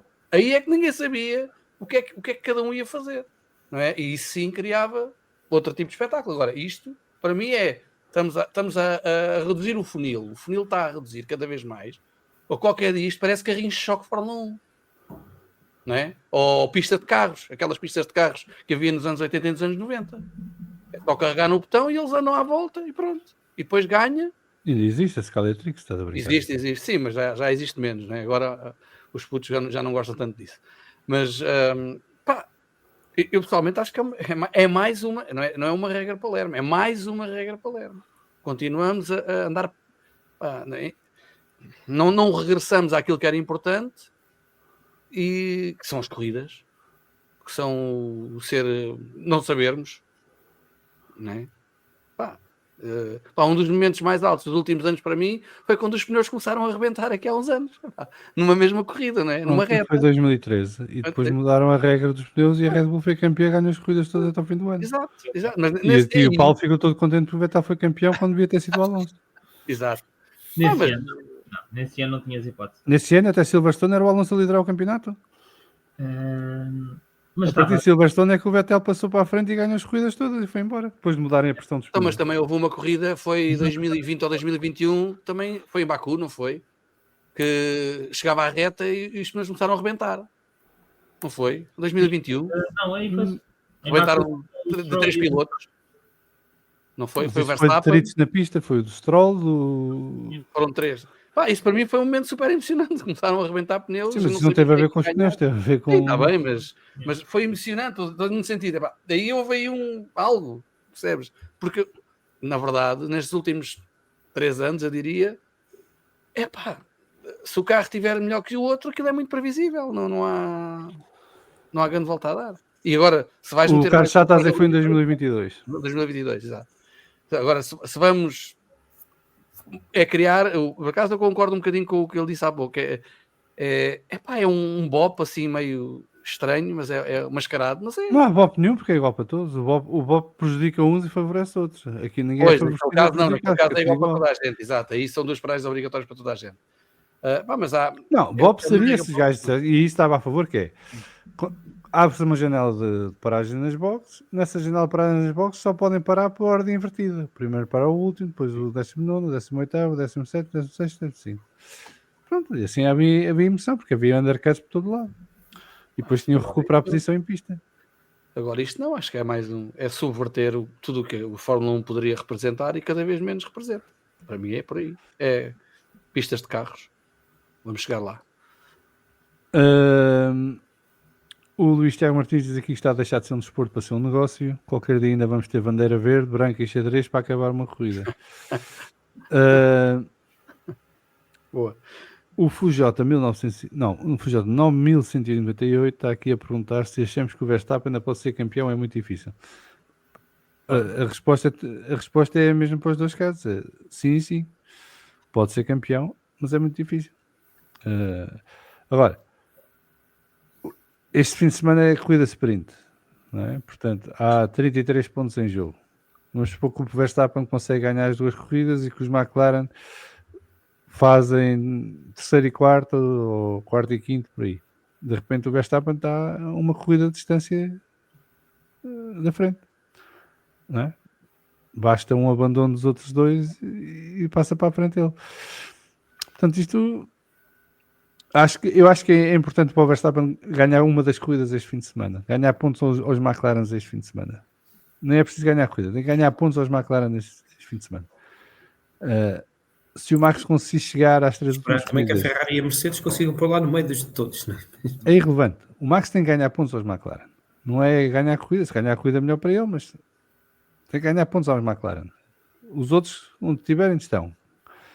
Se o Max, é importante para o Max chegar às últimas 3 corridas a menos de 30 pontos da McLaren. Aí tem uma hipótese de lutar, porque continua a ser muito difícil, mas, por exemplo, ganhar as 3 corridas e ainda falta a sprint do Qatar, vamos por ganhar as 3 corridas a sprint do Qatar, recupera 25 pontos só nisso. Não é? E se tiver menos de 30, já só precisa que os outros não fiquem em segundo lugar. Agora, se chegar a mais de 30 às últimas 3... aí já é mais... Aí fica a precisar que os dois tenham um incidente na primeira curva, fiquem lá os dois e ele ganha a corrida e recupera. Não é, Miguel? Tu é que fazes contas assim de cabeça e depois enganas e dizes os números errados, mas faz parte. 25 menos 18, 17. Eu estava a fazer as contas a 17. O José Correia diz: passa-lhes tudo pela cabeça menos o que deveria passar, e que tal carros mais pequenos e leves. O problema dos carros mais pequenos e leves é que, primeiro, isso demora tempo a executar e implementar. Estes carros já vão ser mais pequenos e mais leves um bocadinho. Mas enquanto tiverem os carros híbridos, é quase impossível baixar muito mais o peso, porque as baterias têm um peso enorme e, portanto, não há muito a mexer por aí. Tornar os carros mais pequenos, eles querem e estão a trabalhar nisso para o regulamento de 2000, o outro a seguir, que agora não sabemos quando é que vai ser, porque agora estão a discutir se os motores vão ficar muito tempo ou pouco tempo, estes novos que vêm aí. Portanto, como diz o Nuno Pinto, isto é a Fórmula C, Fórmula 1, metem-se pelo caminho mais complicado, acabam num beco e depois têm que dar piruetas para sair de lá. Não é? Se bem que agora eu acho que isto das 2 paragens é uma reação mais às queixas de que as corridas são aborrecidas do que propriamente à questão dos carros serem mais ou menos complicados de ultrapassar. Porque as 2 paragens, a coisa proporciona é undercuts, não proporciona mais ultrapassagens em pista. Depois na pista, seja o que Deus quiser, né? Porque no Mónaco faz as 2 paragens, pode haver muitos undercuts, mas depois ninguém recupera a posição em pista. Há circuitos em que recuperar a posição em pista é muito complicado. Há outros em que poderá haver mais festa por causa do DRS, mas depois também acabam todos em comboios de DRS, também não se passa nada. Portanto, olha, pô, não há DRS, não é? Deixa de ser este sistema. Passa a haver DRS constante nas 2 asas, a traseira e na da frente. Portanto, vamos ver o que é que isso vai dar. Não sei, acho que nestas coisas mais vale simplificar do que tentar super complicar com mais regras e regrinhas e merdices e mexidas, não sei o quê. Mais vale dizer, olha, não há limites de pista, paras as vezes que quiseres, o carro tem que chegar ao fim em condições de segurança aceitáveis. Façam-nos à estrada. Pronto. Isso ia dar mais emoção, porque eles aí arriscavam mais. Mas deixem as equipas ter carro suplente, acabem com esta treta orçamental. Não é? Porque é tudo muito bonito, mas isto não está a resolver nada, porque a ordem competitiva está mais ou menos na mesma, ao que estava. Portanto, andamos aqui a brincar ao ceguinho. Não é? Porque é ao ceguinho porque é preciso fechar os olhos para pensar que isto melhorou alguma coisa. Acabem com o teto orçamental. Deixem as equipas neste momento têm muito mais condições financeiras que o que tinham que há uns anos atrás. Todas elas dão lucro, praticamente. Só em prémios e publicidade e tudo mais e receitas recuperam o dinheiro que investem na equipa. Deixem ter carros suplentes. Eles que arrisquem mais para tentar uma volta na qualificação ou numa sprint para sacar mais pontos e se destruir o carro porque a coisa corre mal, continua a ter um carro para o dia a seguir. A equipa está preparada para isso. Tenham o carro pronto nas boxes como era antigamente. Acho que há coisas que podemos voltar atrás de 1 ou 2 passos e que se calhar ajudavam a melhorar muito mais do que é a situação atual. E a perspectiva deles é sempre inventar qualquer merda nova que não faça muito sentido, mas que possa dar mais dinheiro, ou mais rendimento, ou mais audiências. Sem garantia nenhuma, porque depois o truque funciona 1 ou 2 vezes e depois deixa de funcionar, porque isto é a Fórmula 1. Toda a gente se adapta rapidamente às coisas. Essa é a minha opinião, vocês podem dar a vossa. Não, eu acho que com o Ticar de volta, depois até se podia fazer grelhas invertidas nas sprints, porque eles aí, os candidatos ao título, as principais equipas, já se podiam espetar uns contra os outros à vontade que iam ter carro na corrida. É uma ideia, pronto, já que as sprints são para manter, então que pelo menos traga alguma emoção. Sim, outra grande inovação da Fórmula 1 nos últimos tempos. O Gabriel Pereira Martins diz aqui: 2020 Silverstone, Bottas e Hamilton furaram pneus e Hamilton termina a corrida com 3 pneus. Sim, mas aí foi furos, não rebentou, pois não? Não, foi furo. Não foi assim nada estranho. Não, foi furo. Ok, o Vasco está aqui. Boa noite, meus caros camaradas, bem dispostos. O Vasco não pergunta à firma, e, portanto, bem dispostos, Vasco, não há dúvida. Camarada é ali para o Paiva. Não, estás enganado. Mas espera que a gente não sabe do que lado do rio que está o Vasco. O Vasco pode estar no lado, na margem sul. Portanto, é camarada, está bem certo. Estás muito enganado, ó Miguel. O FuJ98 diz que acha o Piastri muito tenso nas últimas corridas e o Norris muito rápido ultimamente. O Norris sempre foi rápido, não é novo. O que foi estranho foi aquele abaixamento de forma. O Piastri também é rápido. O que está a ser estranho é este abaixamento de forma. Já falámos disso no início do podcast e, portanto, quem quiser que volte.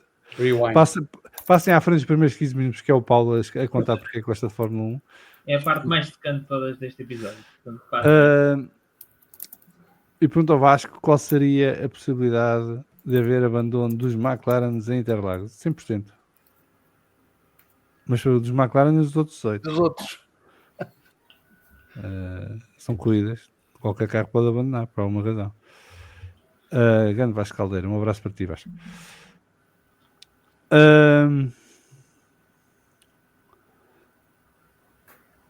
Paulo Muso, um abraço para ele, que nos cumprimenta como sempre desde Águas Santas. Já fez o like e amanhã vê tudo. O Luís Tiago Martins diz: já estragaste tudo, Paulo, com as grelhas invertidas. Se é para manter. O Gabriel Pereira Martins diz que foi furos ou desgaste com consequente furo. Sim, mas foi uma situação normal, não foi da questão da pressão dos pneus, não foi nada, foi os pneus chegaram ao fim da sua vida, pronto. E diz o David Antunes que grelhas invertidas e sempre formas de promoção. Estás a fazer amigos, Paulo. Pois eu digo-vos, eu quero grelhas invertidas, quero expressores na pista, quero que os carros só possam ir de pneus duros, ok? E sem cobertores. Portanto, aquilo não há aquecimento de nada. Nem volta da formação há. Põe os carros na grelha, liga os motores e aqui vai disto. Isso é o caos perfeito para o Alex. Hã? Isso é o caos perfeito para o Alex Carneiro. O Gabriel Pereira Martins foi ver e diz que relativamente a 2013 até Grande Prémio do Reino Unido, inclusive a Vettel 132 e Alonso 111. Está bem, mas o Alonso esteve na frente do campeonato, até, se não foi até a Silverstone, foi pouco antes. Não me enganei muito. O Carlos Chá diz que a das pessoas compra, o resto nem por isso. Mas se é para comprar uma coisa, se comprar o conjunto, não se vende à peça. Salviano, não esqueces de uma coisa: sprints em todas as corridas, não esqueças. Não, todas as corridas não. Sprint na sexta, logo a abrir, sem sessão de treinos livres.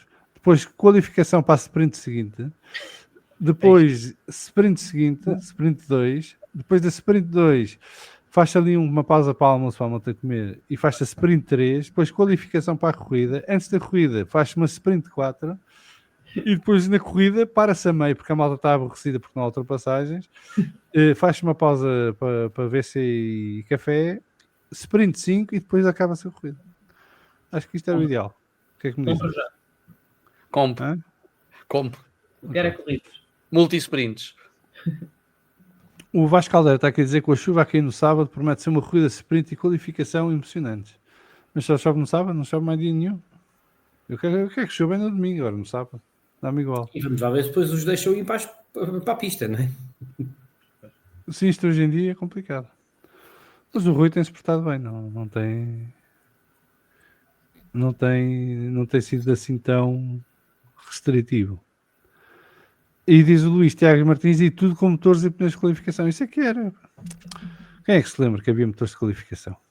E pneus que nem uma volta duravam. Isso é que era uma alegria. O Sérgio Massa aqui a sugerir corrida de Mónaco com 3 segmentos tipo NASCAR e 150 voltas. Não, 150 não, mete 200. 200 voltas no Mónaco. Olha, mas uma coisa a sério, e acho que já falámos aqui disso uma vez, ou já falei eu, não sei. Mas, por exemplo, eu acho que grandes prémios como Monza não faz sentido ser em 300 km, devia passar para 400. Os carros são muito mais rápidos hoje em dia. O Grande Prémio de Itália, se não houver safety car, é 1h10, 1h15. Aquilo nem se nota que houve uma corrida. Se bem que ultimamente tem sido uma seca às corridas. Mas acho que fazia sentido aumentar a distância de alguns circuitos em que os carros são tão rápidos hoje em dia. O Red Bull Ring, por exemplo, faz sentido ter mais 100 km. E se calhar isso aumentaria a probabilidade de haver imprevisibilidade, porque esforçavam mais os carros, os motores, obrigavam mais paragens nas boxes naturais, não era preciso andar aqui a inventar paragens obrigatórias, permitia estratégias muito diferentes. Fica a ideia. Muito bem. Mais alguma coisa a acrescentar sobre as duas paragens? Não? Chumbadas. Vamos falar então sobre o... Espera aí que o José Correia está aqui a dizer que as minhas ideias acrescenta estas duas últimas. Uma equipa percorrida pode lançar o safety car no momento à sua escolha e entra um Mazepin a 10 voltas do fim. Olá. E o General Iker está aqui a propor o regresso dos reabastecimentos. Se quer. A última vez que vimos gajos andar à toa a corrida toda foi quando havia reabastecimentos. Eu já vos disse muitas vezes, vão ver as épocas de 2005 e 2006. Agora, quando for a pausa de inverno da Fórmula 1, enquanto estão à espera de 2026, vai ser uma pausa curta, porque em final de janeiro já começam os testes. Mas aproveitem, vão rever a temporada de 2005 e 2006 e vejam o que é que o Alonso, o Schumacher e o Raikkonen andaram a fazer nesse ano. Com carros que iam super leves para a corrida, que corridas feitas em ritmo de qualificação, era absurdo. E que havia as paragens nas boxes de reabastecimento. e veja se não era mais entretido que agora.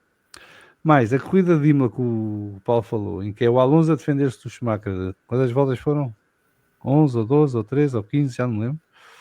Mas muitas voltas, depois da última paragem dos dois. Vale mais do que 100 ultrapassagens de DRS. Até digo mais, vale mais que 200 ultrapassagens de DRS. E às vezes um gajo a defender-se do outro, não é mais nada. Ou, por exemplo, tínhamos um Trulli que em qualificação conseguia a pole em Indianápolis e depois supostamente só tinha combustível para uma volta, para a corrida. Pois, porque eles tinham que fazer a qualificação com o combustível e os pneus como começavam a corrida. Depois. A ideia da Toyota foi mesmo fazer a pole position parangonas. E ganhar destaque. O David diz que não é preciso, mas é Pinto, está lá o Cola Pinto. Não é o mesmo. Parece que vai ficar. Mas... O Este Matos diz aqui, então, sim, mas aliás, isso os revestimentos são perigosíssimos. Nenhuma outra prova da FIA usa disso. Espera aí. Para quem não sabe, os revestimentos foram banidos da Fórmula 1 porque era muito perigoso e porque custava muito dinheiro. Esta foi a verdadeira razão. Custava muito dinheiro levar as máquinas de um lado para o outro porque as máquinas eram grandes e pesadas. Mas o que andava a ventilar era a questão da segurança. E tirando o incidente com o Jos Verstappen em Imola, em 94, não foi? Hockenheim 94. Foi Hockenheim 94. Que houve alguém que ficou com queimaduras, nada de doeu na mesma, mas nada de arrepiar. A verdade é que nunca aconteceu nada com os revestimentos. E essa do Jos Verstappen, se bem me lembro, foi porque a Benetton fez marosca, não foi? Na válvula. Aumentou ou aliviou a válvula para entrar mais combustível de cada vez e isso depois... Isso nem interessa. Provocou isso. Grande o grave era fazer a marosca num carro de Verstappen pai, porque nem com a marosca lá ia. Não, a marosca era para os dois carros, porque eles usavam os dois a mesma bomba.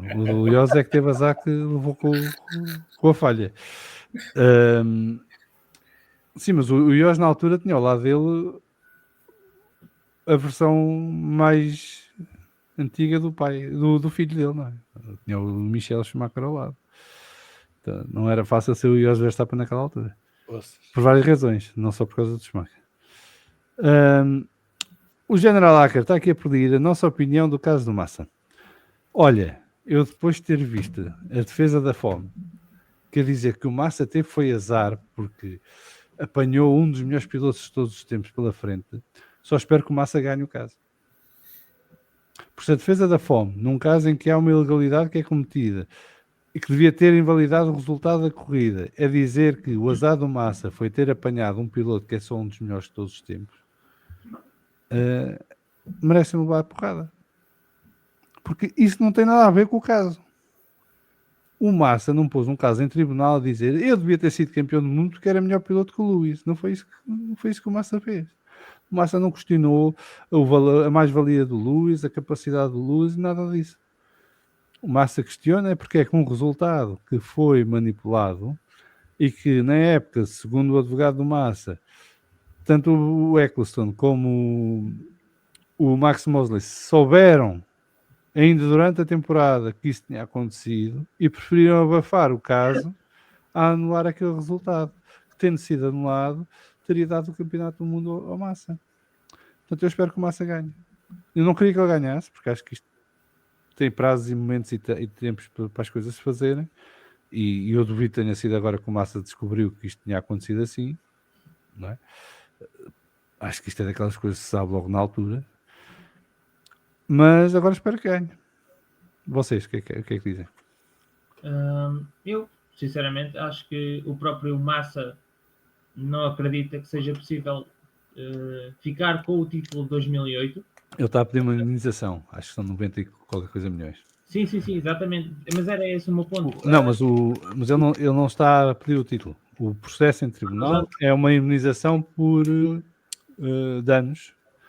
Porque a lógica é, se ele tivesse sido campeão do mundo, os contratos de trabalho dele a seguintes teriam sido muito mais caros. Portanto, ele teria realizado muito mais valias desse facto, que acabou por não ter tido, porque lhe roubaram o campeonato, basicamente. Sim, e os prémios que ele ia receber de ser campeão do mundo, devia ter Sim, algum... e depois a publicidade e tudo mais. Sim, portanto, eu espero que nesse sentido, e já está aprovado que quem deveria ter anulado essa corrida não o fez, preferiu abafar, eu espero que ele ganhe, até porque já não se vai mexer mesmo no título e é só mesmo uma questão de massa. Desportivamente o título está homologado e, portanto, não há nada a fazer nesse caso. Mas alguém quer acrescentar alguma coisa? Olha, eu se fosse para o título, eu até gostava que ele ganhasse. Mas era porque assim depois tinham que reverter também mais 2 ou 3 para o Alonso. Portanto... Quais? Não, há um pelo menos. Um pelo menos tinham que reverter, talvez. O único que poderia ser questionável, 2012, e a ultrapassagem do Vettel ter sido com a bandeira amarela ou não. Sim, pelo menos um tinham que reverter. E assim já eram 3. Pronto, estava tudo bem. Agora, o dinheiro, se o rapaz tem razão e é uma questão de dinheiro, eu acho que sim. Eu acho que não vejo. Acho que é uma chapada sem luva à Fórmula 1. Não é pelo dinheiro, homem. O gajo, se ganha a indenização, ganha o direito a dizer eu fui o verdadeiro campeão do mundo. Sim, está bem, mas nunca vai ser. Nunca. É aquele que foi e nunca foi, não é? Tudo bem. Calhar ele fica mais em paz, pleno, como dizem agora os jovens. Não, é uma reposição de justiça. Sim, mas... A reposição de justiça não tem que ser total. Pode ser parcial. Sim, eu, a meu ver, juridicamente, se ele perdeu muito dinheiro e perdeu, não é? Perdeu, isso está mais do que comprovado.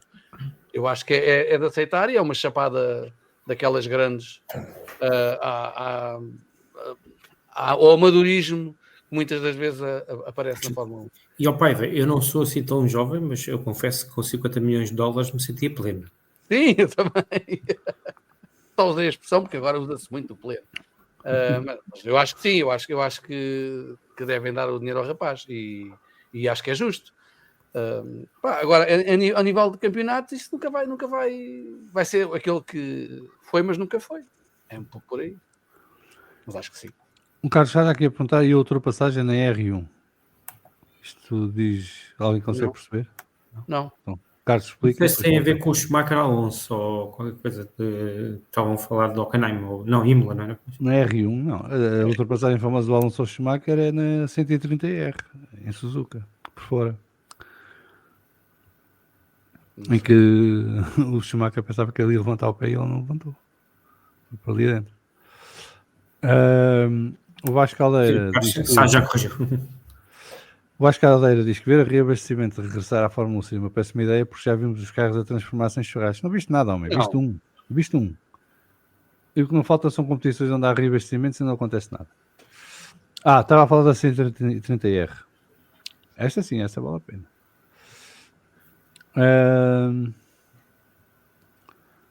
O Gabriel Martins diz: não tinha filtro na mangueira. Na mangueira de combustível. Portanto, o IOS. Quando fizeram o reabastecimento do IOS. O Sérgio pergunta quem era o time principal da Benetton. Já dissemos aqui, o grande Flávio Beata. Eu sou grande fã.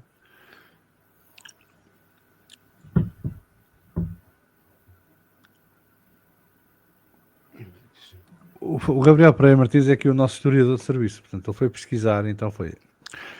Portanto, quando foi a história da mangueira do carro do IOS, que foram ao tribunal pela possibilidade de serem retirados os pontos no campeonato da Benetton, mas segundo o fornecedor das máquinas de abastecimento recomendavam remover o filtro de vez em quando. Então foi dito que teriam tirado o filtro para trocar, mas esqueceram de colocar. Pedro Cachapuz, um abraço para ele, diz que deem a massa ao massa. O Carlos já diz que esqueça, a Ferrari é que o derrotou Massa com prazo na boxe. Espera, se me dissesse assim, a Ferrari é que derrotou o Massa, porque num Garoring, quando o Massa liderava com uma volta de avanço sobre o Kovalainen, e a 3 voltas do fim o motor rebenta e ele perde, e o Kovalainen ganha a única corrida da carreira, aceito. Quando estás a dar um caso que aconteceu na mesma corrida em causa, e que devia ter sido anulado o resultado, esquece lá tu. Esse não conta. Esse faz parte da corrida que não devia existir. Portanto, Entretanto, o Sérgio Matos diz-lhe que Carlos a Ferrari nunca, mas nunca tem culpa.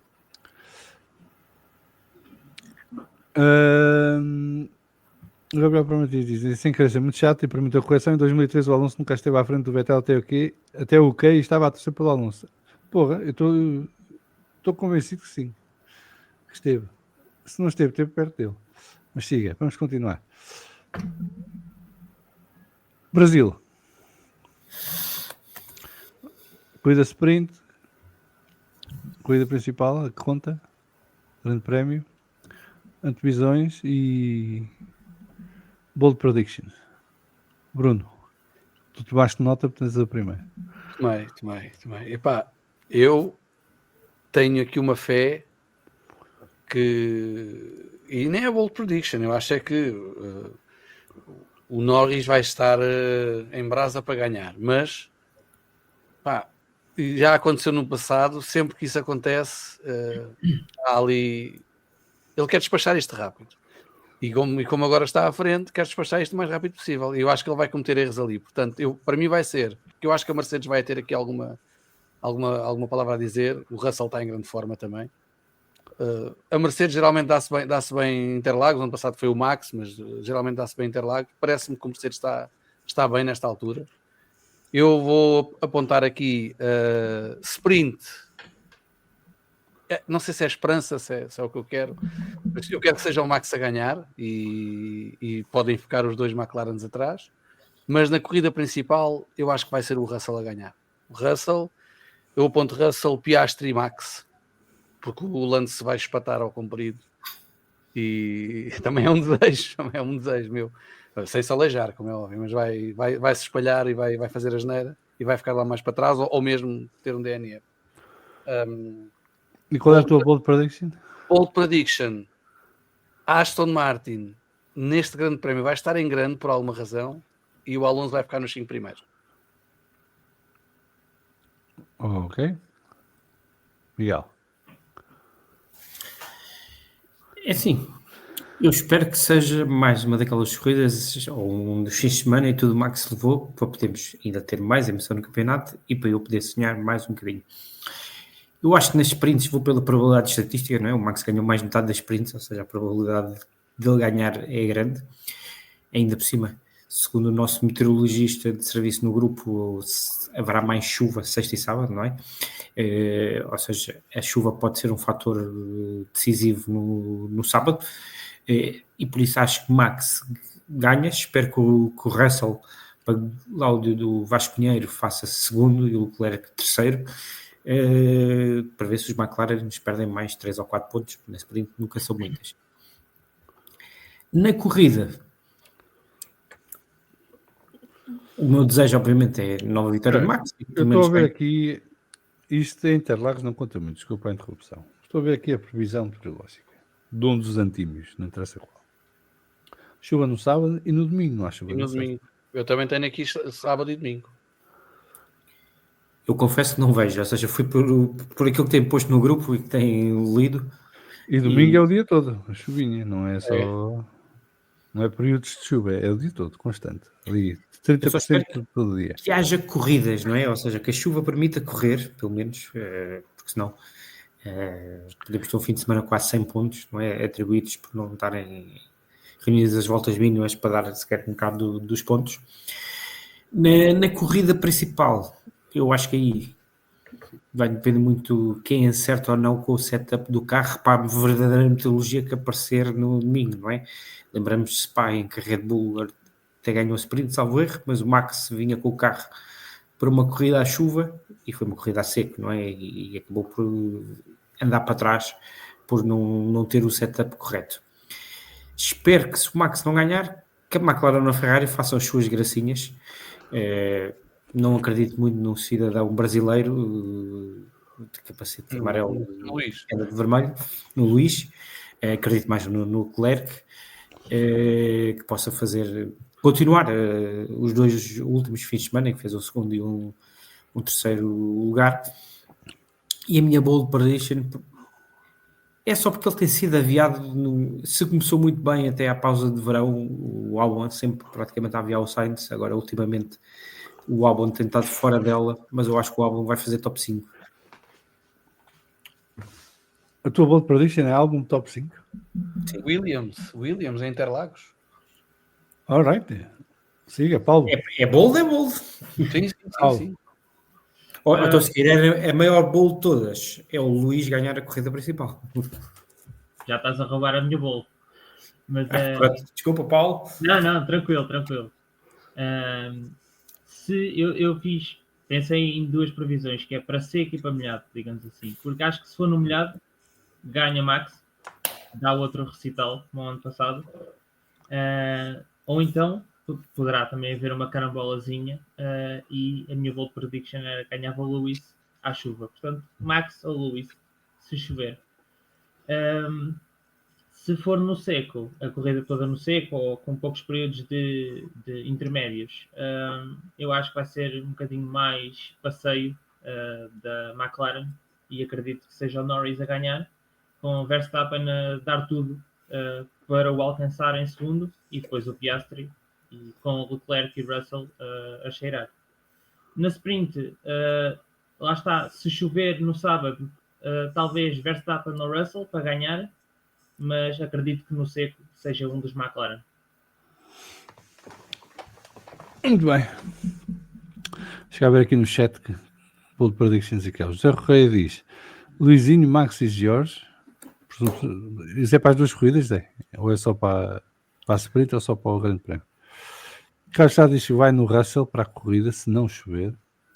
O General Ecker diz: Aston Martin Racing em terceiro na corrida. O terceiro é contado fim. O João Abreu vem-me corrigir também em questão de 2013. Alonso à frente do Vettel no Mundial Pilotos em 2013, sim, após a primeira corrida, depois nunca mais, e imediatamente no Silverstone já eram 36 pontos atrás.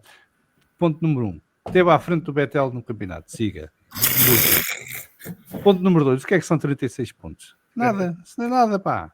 Se não tivesse mexido na pressão dos pneus e o Vettel tivesse ganho as corridas todas a partir daí, e às vezes o Alonso não ganhava aquele campeonato. Era certinho, direitinho. Terceiro, fico muito contente, estejam todos tão predispostos a corrigir. Gastem tempo aí nas vossas vidas no Google e na inteligência artificial. E pronto. O Vettel estava à frente de 36 pontos quando chegámos a Silverstone em 2013. O RT Corp, é assim? RT Corp. Isto dos anos é uma grande merda ao YouTube. Deixa lá meter o nome das pessoas que elas quiserem, cara. Diz que com a chuva vamos ter Max ou com IPR, portanto 2024 outra vez. O Carlos já disse, também tinha a mesma ideia que eu, que o Alonso estava à frente até o Grande Prêmio de Silverstone, mas já foi verificado, então já percebeu que não. O West Matos diz que se chover a adjar tem hipótese de pódio. O Luís Tiago Martins: ninguém aposta no menino da casa. Se chover por ser esta pista, o Max tem desvantagem porque é uma pista mais pequena e um dos outros tem menos hipótese de falhar na qualificação. Não percebi a tua lógica, Luís. Então, na qualificação é irrelevante a margem. Se ficar à frente, ficou. Dá igual.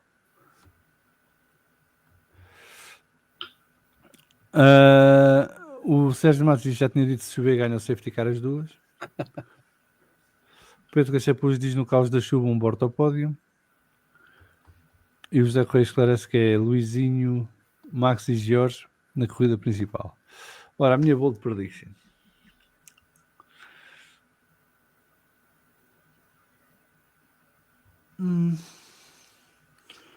É gajo para dar dobradinha à Ferrari. Dobradinha à Ferrari e em terceiro lugar o Colapinto. Pá, isso nunca batam lá esta. Eu vou apontar que isso nunca vai acontecer. Eu, se fosse a vocês, apostava €0,5 nesta porra. Aí, não. Depois pagava um almoço da próxima vez que nos encontrássemos. Isto vai acontecer. Falar a sério. Pá, eu acho que a questão aqui é perceber como é que está o McLaren. Com chuva ou sem chuva. Se tiver chuva, a coisa fica mais complicada, fica mais favorável ao Max, obviamente, e a pilotos que se safem bem à chuva, mas também não é líquido que o Max saca logo automaticamente vantagem disso, não é? Pode correr mal. Até porque este Red Bull, apesar de estar melhor, continua a ser um carro imprevisível e o Max vai estar na hora para se adaptar ao carro. E a Red Bull vai estar em desvantagem, porque é uma corrida sprint e, portanto, tem menos tempo de treinos livres e de simulador e não sei o quê para afinar o carro. Portanto, logo para a sprint pode já haver aqui confusão. Mas diria que isto deverá ser entre o Max e os dois McLaren, lá para cima, lá para o pódio. Talvez o Russell se possa imiscuir, mas acho que vai ser mais ou menos por aí. Não sei quem é que será o mais favorito. Mas eu continuo a achar que a McLaren é continuar a ter o melhor carro. E, portanto, no cômputo geral, há circuitos em que vai um bocadinho mais abaixo em relação aos outros, mas no cômputo geral está lá sempre, não é? Há sempre um piloto da McLaren a lutar pela pole ou pelo pódio. Só o Baku é que foi a exceção até agora. Portanto, acho que vai ser muito por aí que vamos ver este fim de semana a coisa. E depois, se houver chuva, pode haver confusão e pode haver abandonos e tudo mais. E isso pode causar algumas surpresas, como tivemos no outro ano. Esta vai ser a única sprint que eu realmente gostaria de ver, mas não vou poder. Este fim de semana não vou ver as corridas. Portanto, mas a única sprint que vi até hoje que gostei foi a de Interlagos, aqui há uns anos, que até foi curta demais. Devia ter sido a corrida inteira, porque estava tão boa. Quando é que foi? Foi 2023? Não me recordo. O Alonso estava na Aston Martin. 2022 não foi de certeza. 2022 não foi. Deve ter sido... Não foi o ano em que a Mercedes dominou Interlagos? Foi 2023 que a sprint foi espetacular, que andavam de se ultrapassar uns aos outros feito tontos. É capaz de ter sido 2023. Mas foi a única vez que vi uma corrida sprint, foi aqui que realmente gostei e achei piada e depois até me soube a pouco. Portanto, espero que seja uma dessas este sábado e que no domingo também seja uma corridaça e que a malta se divirta e que dê para tudo. Alguém quer falar mais alguma coisa hoje? Porque para mim está fechado. Não? Pronto. Muito provavelmente para a semana voltamos. Portanto, não vou embora e só voltem daqui a um mês. Porque eu para a semana tenho disponibilidade para fazer o episódio. Portanto, vou tentar organizar a coisa para voltar. Depois a seguir vamos ter o triatozito até dezembro. Mas é assim a vida. Mas já sabem, o debrief todas as segundas-feiras, seja aqui no Vamos Falar de Fundo, nas plataformas de podcast, no YouTube, ou então na Bola TV. Vamos falar da NBA também todas as semanas agora. Ainda falta o MotoGP, ainda tem pelo menos Grande Prémio de Portugal, não é? É. Esta semana. É esta semana já? É este fim de semana, sim. Este fim de semana. Então para a semana há podcast de MotoGP. Vamos falar de wrestling, também está sempre aí a bombar. Há podcast da WRC, porque para a semana vai ser uma semana só de podcasts. É daquelas semanas em que saem podcasts a mais. Mas pronto, tem como se entreter. E depois, quinta-feira, a partida... O nosso Félix da Costa é nova equipa. Tem, mas a Fórmula só começa lá para dezembro, não é? Para dezembro, sim. Tem tempo. Pedro faz um especial antes da temporada começar. Pedro Dias se organiza, que ele é que percebe disso. Pronto, e ficamos por aqui. Paulo, espero que tenhas gostado desta tua primeira participação no Vamos Falar de Fundo. Obrigado. Ainda não foi desta que levaste com as 4 horas indo no lombo, mas há de voltar um desses e has de cá estar. Espero que voltes mais vezes. Bruno, Miguel, muito obrigado mais uma vez. É sempre um prazer ter-vos cá à conversa. Obrigado a quem nos seguiu em direto aqui no nosso fórum TSF pelos comentários e pelas correções e pelas investigações históricas e tudo mais. É para isso que cá estamos. E que já sabem, quem quiser vir ao podcast pode sempre enviar um e-mail para podcast@vff1.com e teremos todo o gosto em agendar a vossa vinda cá para estarem cá à conversa connosco, como esteve cá hoje o Paulo pela primeira vez. Se puderem ajudar o podcast, já sabem, patreon.com/vff1 ou aqui no canal de YouTube subscrevendo o canal. A partir de €1 por mês, uma ajuda que nos dão para manter tudo isto a continuar a funcionar e a trazer cada vez mais caras e mais vozes para as várias conversas que vamos tendo sobre os desportos que nos apaixonam. Até lá, fiquem bem, boas corridas, beijinhos e abraços e até breve.